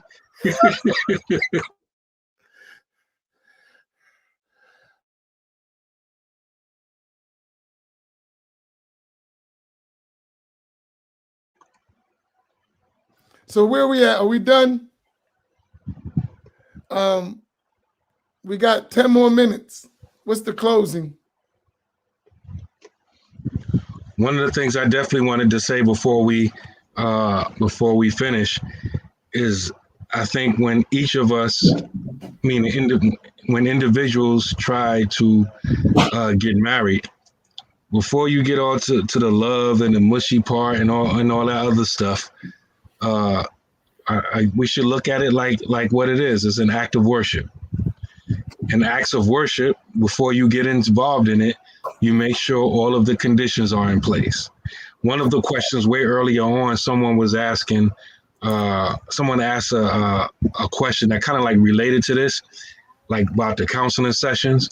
When I'm sitting down talking to people, this is what's running in the back of my mind. I'm really trying to figure out each person's situation and their background to make sure that they should even be talking about marriage to each other. And like I expressed on this platform many times before, a lot of times they shouldn't even be talking about getting married, because many of us nowadays, just ignorance of the deen is normal now. And ignorance of marriage is even more normal than it was, in my opinion, in my experience, even 20 years ago. The average Muslim now is more ignorant about marriage than the Muslims 20 and 30 years ago. And so a lot of Muslims don't know how to end their marriages properly. They don't know how to get into marriage properly. So a lot of sisters walking around thinking that they're single, they're actually still married to their previous husbands, and they don't even know it. And I keep mentioning this because I came across this situation way more than once. So a lot of times when I'm sitting down with people, I'm trying to make sure that their previous situations is dealt with and situated and is not going to affect this situation. And that's why this one of the reasons a lot of people, they just want you to rubber stamp their marriage. And I'm thinking on a deeper level. I'm thinking making sure that, I'm not just going to marry you just because you want me to. I'm going to marry you just by me marrying you. Let me say it this way. That don't mean the marriage is permissible just because an imam did your marriage. You may not be permissible to be married to. And in that context, which is a whole nother story, a lot of brothers be trying to marry non-Muslims, non-Christians, non-Jews, right? Just a woman, period. Not from people of the book and not Muslim. And a lot of times they think this is okay. But again, knowledge of the deen is ignorance of the deen is rampant. So they think nothing's wrong with this. And so most of the time I'm counseling people, I'm just trying to get basic information to make sure that we should even move forward. Alhamdulillah. Look, that's a strong statement. Just because I carry it well doesn't mean it's not heavy. I require relief and I need change in my life. That's it. That's all. And translation, I don't want no bum. I could do it by myself. Right? If you're not coming to improve my life, stay where you at. That's deep. That's my shot on the metin. That's what I gathered from that. Do you have an explanation for that? There are different commentaries. What you get from that, Imam Naeem, Imam Faheem? Yeah, that's powerful. I would just say that when you require relief, when it comes, recognize it and fall in place. Because I'm of the view that men will carry what you can't carry. He's going to carry most of the weight. He should. The man should always either carry most of the weight or attempt to take most of the weight, take most of the punches, take most of the hits, and do whatever it takes, to make things work, to make things function. You know what I mean? So I mean, I agree. That's like one of those. Somebody said it. Boom, right? You know, I just give you a practical example for me, right? Y'all know my wife was gone for over a month and a half. She was in Gambia, and so a lot of the things she had to do around here, I had to pick up the slack, and it was wearing me out. And I had help from my older daughters. It was still wearing me out. Like, yo, man, where you getting back home, man? You need to pick back up the weight that you've been doing. You know, subhanallah, right? And I know it's not popular among brothers to talk about these things or admit these things. But this, I think, when we dealing with our wives or our future wives, we have to have in our mind, the back of our mind, like none of you believes to he loves for his brother what he loves for himself. And we have to put they call it being empathetic, putting yourself in the other person's shoes, right? Would you like to do everything your wife does? No, right? Like most of us can't handle it. And so at least, put that much respect on this situation and have that much, empathy like that. But I know a lot of dudes don't talk about it. They're like, oh, that's that soft stuff, man. You caper for the women and all that kind of stuff. But I think a lot of people will get a lot more benefit out of their marriage if they would actually, try that once in a while. Put yourself in your wife's shoes and then say, be honest with yourself. Can you handle it if you had to?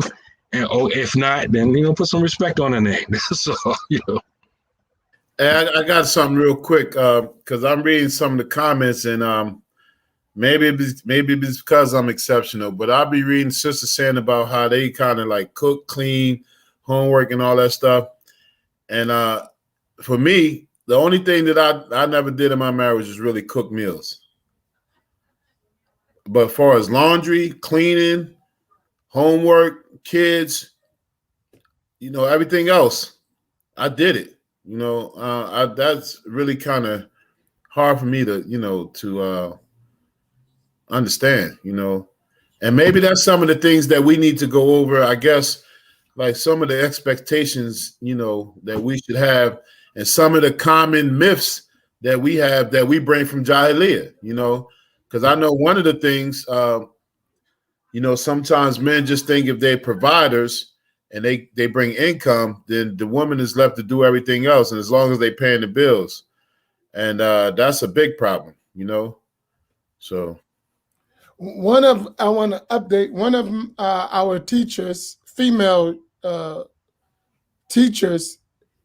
She must have been following us, and she's a teacher of the women. She's like a sheikha and ustadha, and she did a poll, just sent it to me, of what should the average dowry be in the American Muslim community, right? And she's a famous speaker on the circuit now.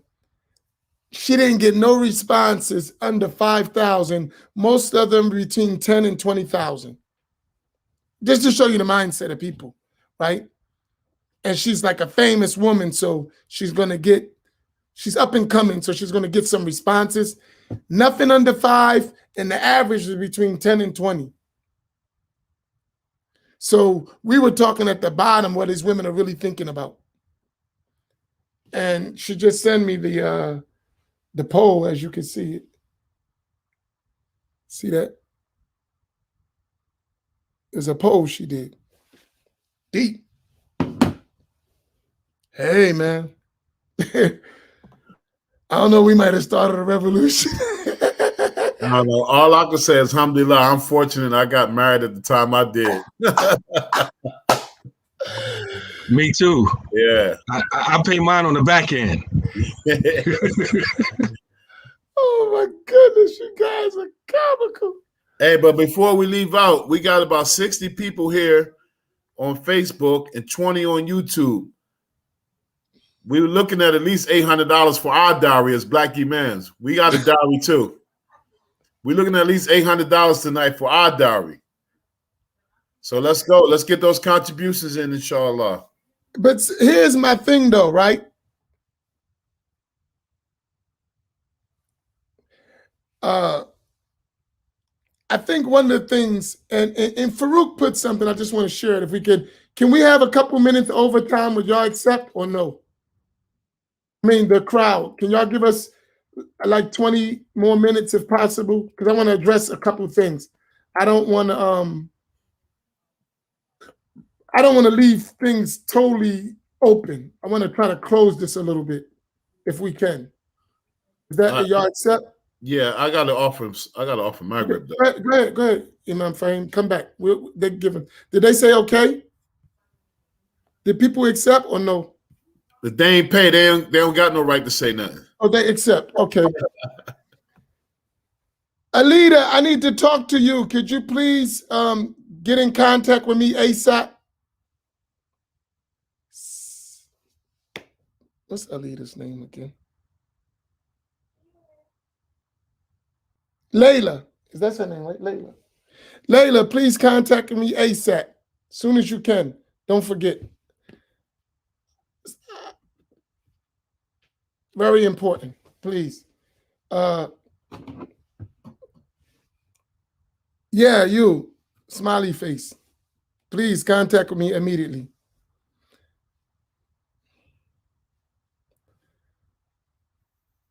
I'm trying to get you 5,000. That's a joke. That's a joke. That's a joke. That's a joke. That's a joke. Oh my goodness. Right. All right. Here, Farouk raised this issue, and I want to tackle it. He said, and if the marketplace is artificially manipulated, it will cause more problem than it fixes. Brothers will exercise their options and disenfranchise our sisters to die alone. Somebody said that last week, and I didn't get to talk with it. Right? I think that's what we call in Islam a true word, but what it intended by it is false.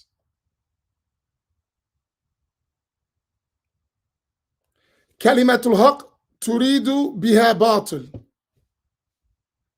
It's true, but what you mean by that word is false. So if we make the dowry too high, men are going to go chase something else and the women going to be single.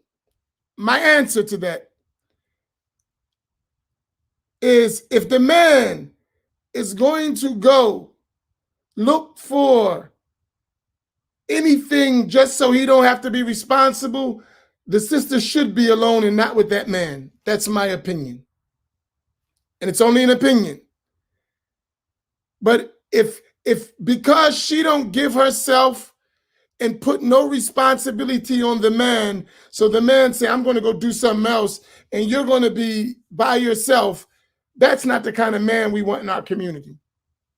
At least I don't want that kind of man in my community. Honestly. He could go somewhere else. I don't want him around. Because if he feels that way about the sisters, he feels the same way about the community. And we got brothers like that. Don't tell me what to do, because if you tell me what to do, I'm not coming back. Naeem, you know some brothers like that? I'm trying to find some brothers not like that. So I'm just being honest.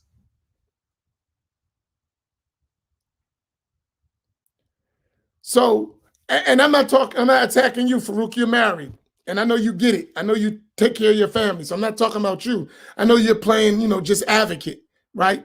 But seriously, some sisters need to say you're a bum. I don't want you anyway. Seriously, you're a bum. I don't want you anyway. See you. Holla, as they say, right? Imari said, boy, bye.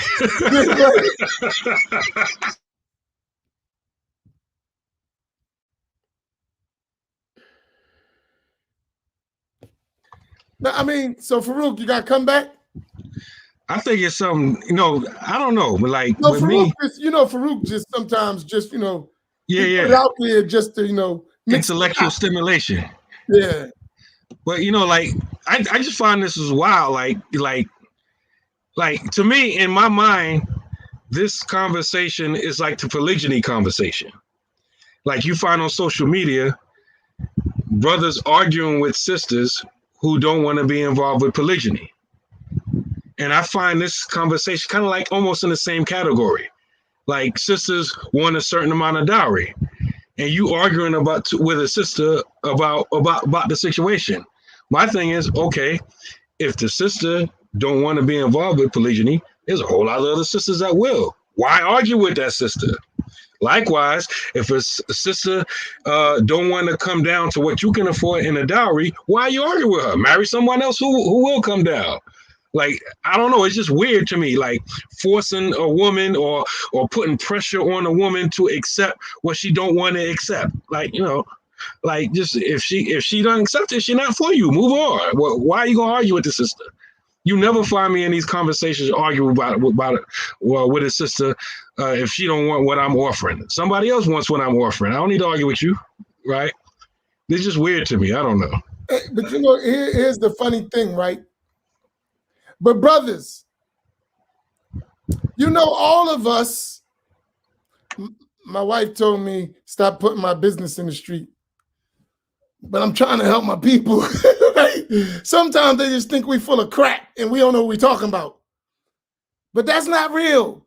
Everything we talking about, we've experienced. That's why we can talk about it. We know. Right? I've been married. I've been divorced. Right? It happens. It's life. It's real. Right? Right? That's real. Imam Naeem has been dumped. I mean, he dumped somebody. I'm sorry. I'm joking.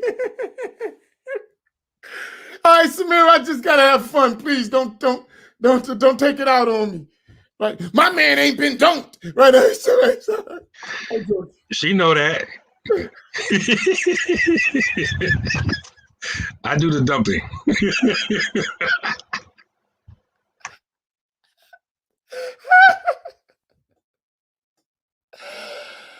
Oh my goodness. Y'all are too much, right? But no, seriously. So it happens. It's real life. And hopefully, when you go through things, you learn something, right? That's why you go through stuff. You learn, right? So you learn what not to do, or at least you should, right? So you shouldn't go, if I was married and I got divorced, I should look at what caused that divorce and not always the other person. I need to look at myself, right? Because if you go through a divorce, the first thing you say is their fault. Man, the chick be tripping, man. Oh, you ain't do nothing, right? Man, you know how these women are, man. They're crazy. You ain't do nothing, did you? Nah, not me. No, shake. You know that. Right? No, that's real. We do. You know us. And probably the women says the same thing. It's all his fault. Oh, you ain't do nothing, did you? No, not me.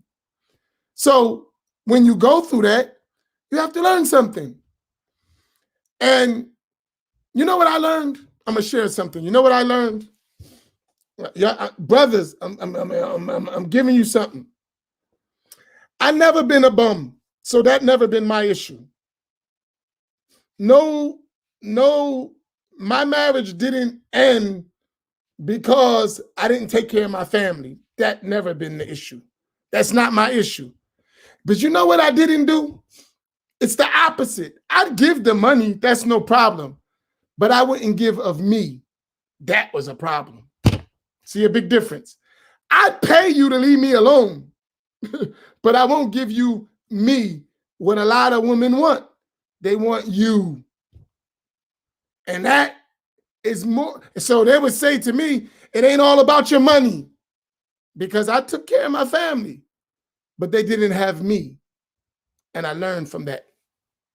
I learned that was the biggest lesson I've learned from a divorce. It ain't about all the time you providing. Yeah, you're a great provider, but providing is just not material. It's sometimes you.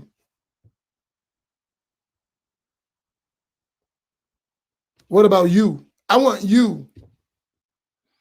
I'm not available. I'm busy. I got stuff to do. And that killed my marriage.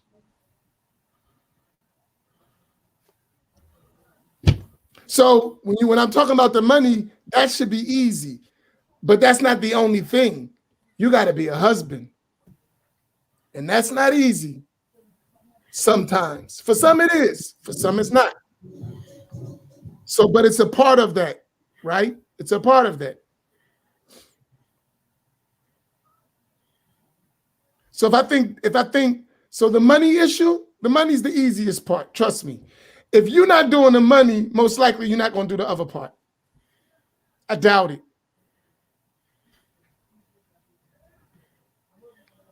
So, we all talking, we're learning because we're trying to build a better future. So if I can be an example, if the other Imams can be example for something to have a real talk, we're not faking it and dealing with real things, I think we can help one another. And I think it'd be better for us tomorrow, for all of us, right? But we got to become a family, Like they say, it takes a village to raise a child. We got to go back to that model. And a lot of us are grown children. We are grown children. And we still need to be raised. And we need that village. We're grown children in our minds, right? And part of children, being a child, is you don't want no responsibility. Kids don't want no responsibility. My daughter, me and her were driving home from college last week. I went to pick her up from the university. So me and her driving. We got like a 5-hour drive ahead of us. So I'm like, let's kick it. Because I'm still working on the time thing. I'm always busy and I don't have a lot of time. So I told her, I said, listen, we got 5 hours, undivided attention, go for it, right? And I said, so what did you learn this year in the college, your university? What did you learn? You're away from everybody. You're on your own, doing your thing. You know what she told me? This is deep. My daughter told me this. And my daughter don't talk to me much, like straight talk. She got a lot of respect, so she don't tell me nothing. But she's getting better with it. But you know what she said to me? And I respected this, and it made me so happy. You know what she said to me?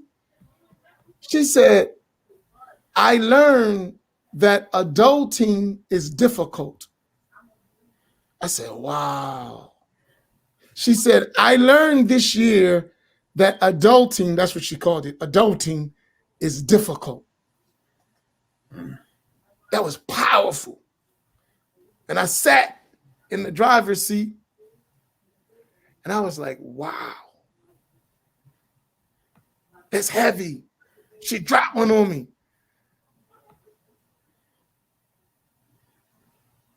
And then she went to explain why, right? But the point is, she realized that being an adult is responsibility, right? Because the type of parents she got were always, you got it. We got you. We got you. We got you. Right? But when she got in a university, I'm like, nah, I ain't got you. You doing this, you got to do this. You got to do this. I'm going to do this, and I ain't doing nothing else. You got to do the rest. Trying to make her do some adulting, right? And she said that to me. And I think some of us adults need to learn how to do some adulting. Some of us adult Muslims need to learn how to do some adulting. And adulting is really responsibility. And we've took too much time being irresponsible, neglecting our responsibilities to our families, to our communities, to our society, to ourselves. How to do some adulting. Being irresponsible. Who's that? You, Imam Faheem? Oh, yeah, my fault. Rewind. Hi. Dad. Right? So, I mean, that's something I think we need to work on, adulting. All right, Sadia, you win. Adulting. That's the new word. We need to learn how to do some adulting. And trust me, I'm a grown man still learning how to do some adulting. It's challenging. It's still learning how to do adulting. And a lot of us, when we discuss real life,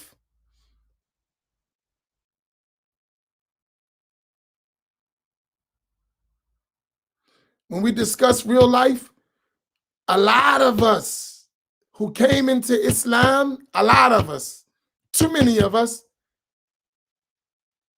weren't taught how to do adulting from our parents or from our elders.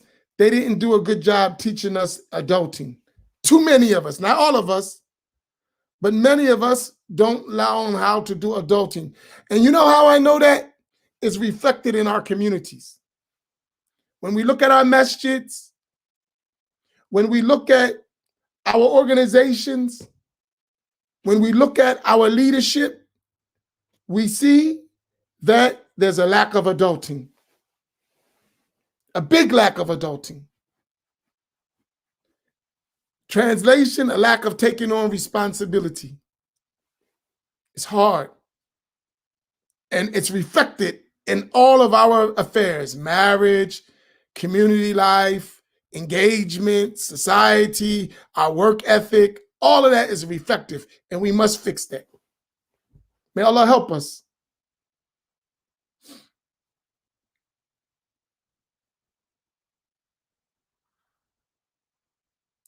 Go ahead, Imam. So, I mean, I think that's,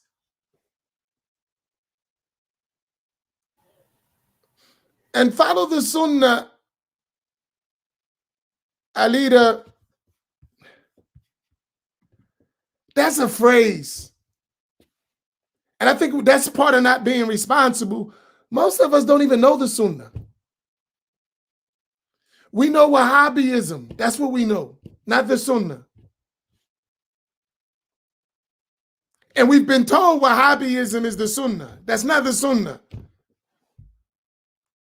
That's a corrupt understanding of the sunnah. And I think when we start learning the deen, when you start learning the deen correctly, you're going to find, nah, that's not it. And that's part of adulting too. Admitting that we don't know. And even if you read, if no one taught you what to read, you'll have a library full of nonsense. And all we got to do is take a picture of most people's libraries in America, and you're going to see a lot of nonsense. Just show your library, boop, and you're going to find a bunch of nonsense in the library. And that's because of the default Wahhabi position. No, this is some real stuff. And I visit people and they say, Imam, come look my library. And then when we finish their library, they be like, Imam, help me get some books. Hey, Imam Naeem, is that right? They tell us. I missed it. I don't know what you're talking about. They said reading books. They say, Imam, come check out my library. Then when we get over their library, then we go look at their library, and when we finish, they say, Imam, we need some books.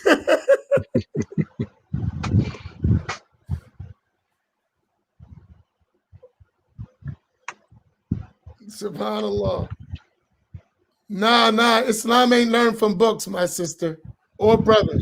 Islam is not just learned from books. Books don't talk. And all you got to do is sit in a class with a real teacher, and you'll learn that books don't talk.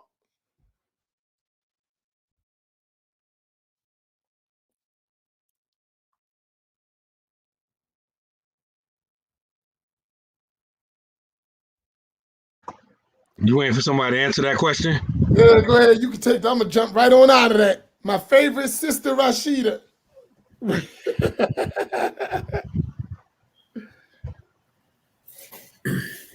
What if a sister knows someone from their past that is not Muslim, but he wants to learn and eventually wants to marry her? How would you handle that? I would talk to the brother and I would work on the Islam part. I wouldn't even be talking about the marriage part. And from my experience and observations, that's just me. I'm not saying it can't happen, but every situation I've seen similar to that never work. Everyone I know of like that, it just don't never work. That's just my observation with previous situations. Yeah, I had some experiences with that. I think if you notice his situation and he becomes Muslim, then you can't be expecting this man to be this ideal Muslim leader, knowledgeable, teach you this kind of stuff, and then get upset with him and ready to throw him under the bus because he didn't reach that level when you already knew that it was possible that he was maybe doing it for you. It was possible he was, interested in Islam just for you. You know what I'm saying? And that's a possibility. It's a likely possibility. You know what I'm saying? So. My community is hard, man. Look at this. My community, they hard. These women, hey, they rough. Hey, look at this. My favorite Imam, Amin, you're going to be my wali. Terry Muhammad, you not getting married. They rough, man. Man, they rough. Oh man, they're too much.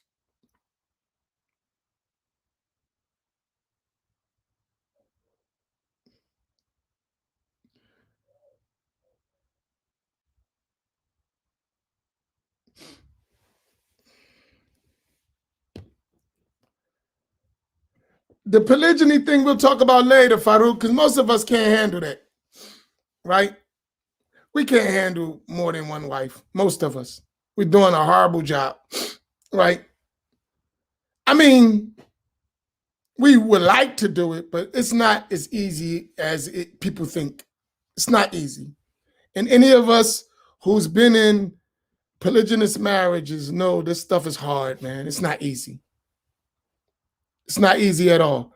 And honestly, if you're not willing to pay a $5,000 dowry to one woman, don't even worry about paying $50 to three. If you can't pay $5,000 for one, don't even worry about paying $50 for three or $50 for four each, $200. If they give it to you for $50 a piece, don't do it. Man, you tripping, Imam. That's what Section 8 is for.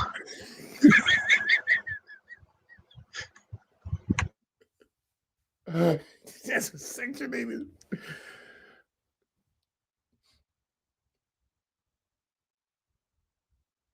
Do you hate silence? What does that mean? Shaquille, I don't know what do you hate silence mean.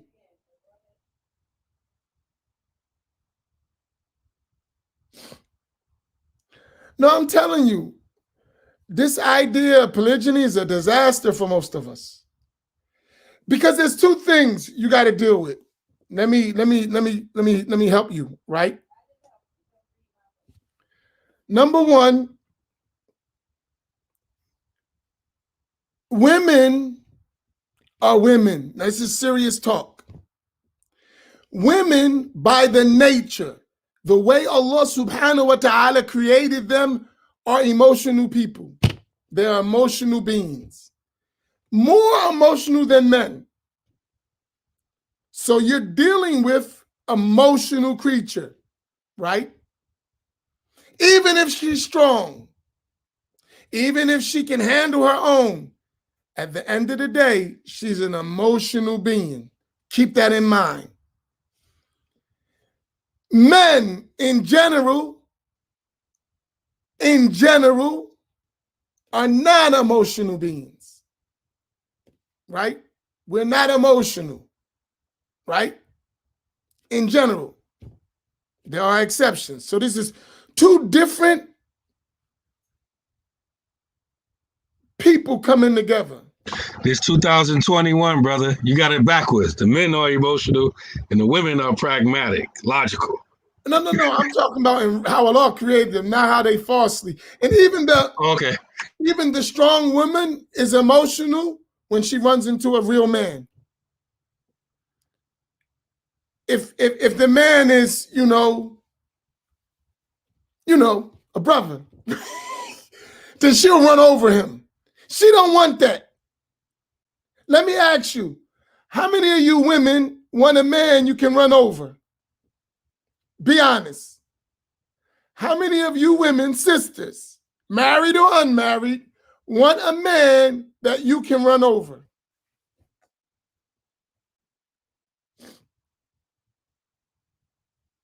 She said, me. You run around the house, bro? Oh, man, that's it. Black imams are done, right? Right? So most of the women, though, they don't want that, right?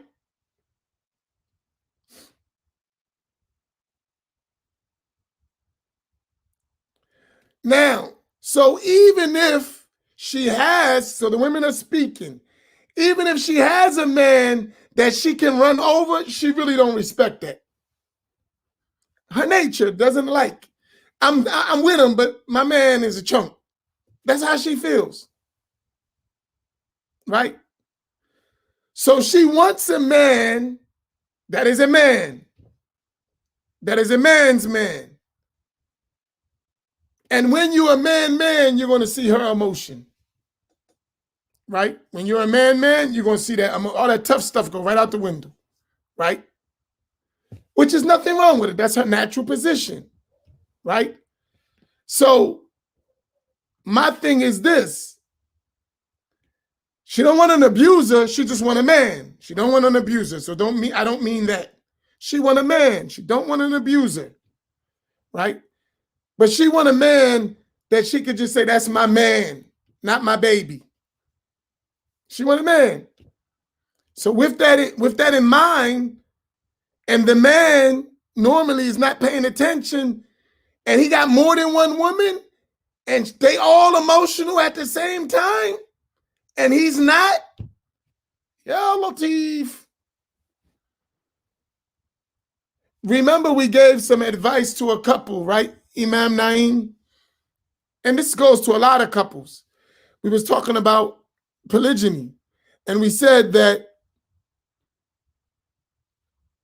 if the man is having drama in one house, you can bet you believe it's going to pour over in the other house. Remember we were talking about that? Because of the nature of women. If the woman is strong in her emotions, she's going to be in your ears so much that you're going to have to take it to the other house. Right? And that's not an easy job. And if you don't take it to the other house, she'll make sure she'll skip over you and make sure it get to the other house.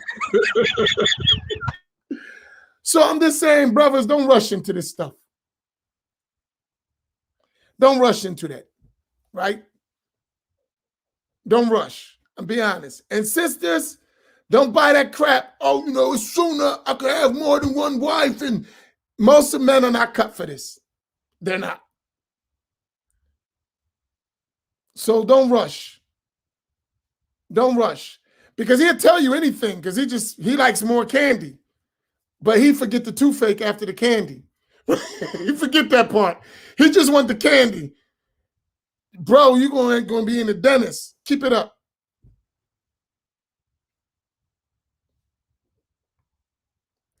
So that's my take on polygyny. You think I'm going to be a popular brother after all this talk? Nah, you ain't. You done messed up with the 5K. You messed up with the 5K. 5K. Now he can't tell us we can have a bunch of bents. Right? Man. Who made you already don't do a lot of marriages, all these rules and regulations, all this bid'at that they be doing over there.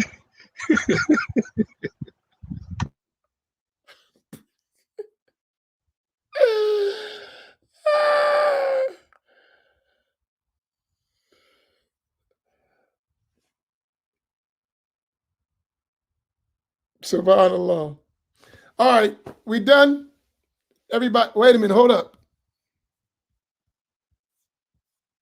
Oh, that's the kids. Okay.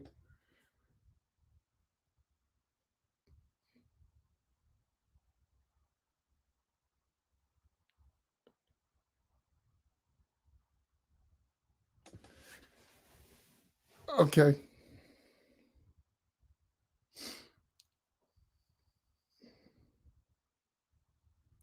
All right, we done, Imams? This was a good show. Did y'all get any benefit out of this show?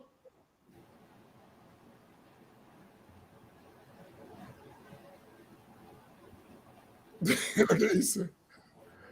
Hey, we just stole Issa from the Malikis. Allahu Akbar. Issa al-Shafi'i. Allah. Yeah. Akbar. Hey, you don't need to go over there, Issa. That's what ruxas are for.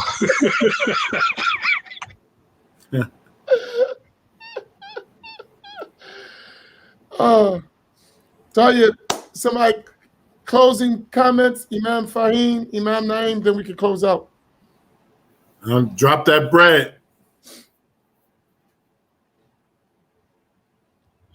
Yeah, brothers, y'all not paying the dowry, so come on, at least give us something. Yeah, right? I mean, come on. Dang, you ain't paying the dowry. You don't want to pay the Imams Roundtable. Come on, bro. We trying to do something. We trying to take this show on the road. Or hit me personally, and we can bypass all these marriage rules and get you hooked right up.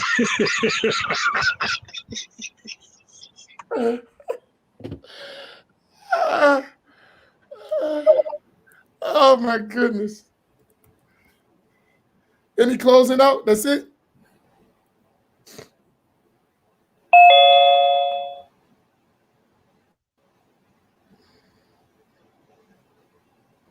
We done? I'm done. All right, somebody close out with dua, inshallah. We're going to need it.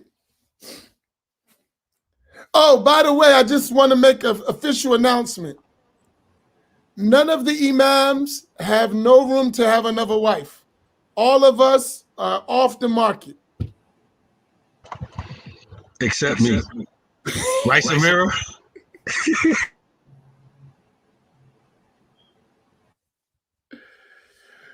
So y'all won't think we're trying to hook ourselves up. All of us are off the market.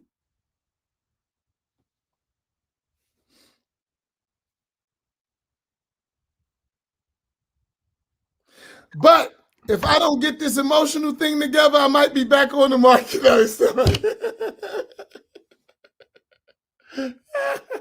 Because you can't take the Imams off the market. You know, we got to help sisters out in their deen, you know? And we're the only ones that can do it.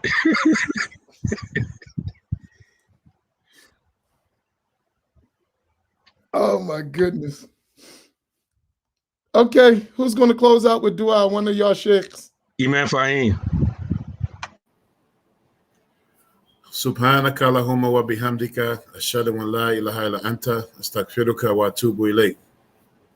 Assalamu alaikum. Assalamu alaikum. See y'all tomorrow morning. Assalamu alaikum wa rahmatullahi wa barakatuh. Barakallahu fikum.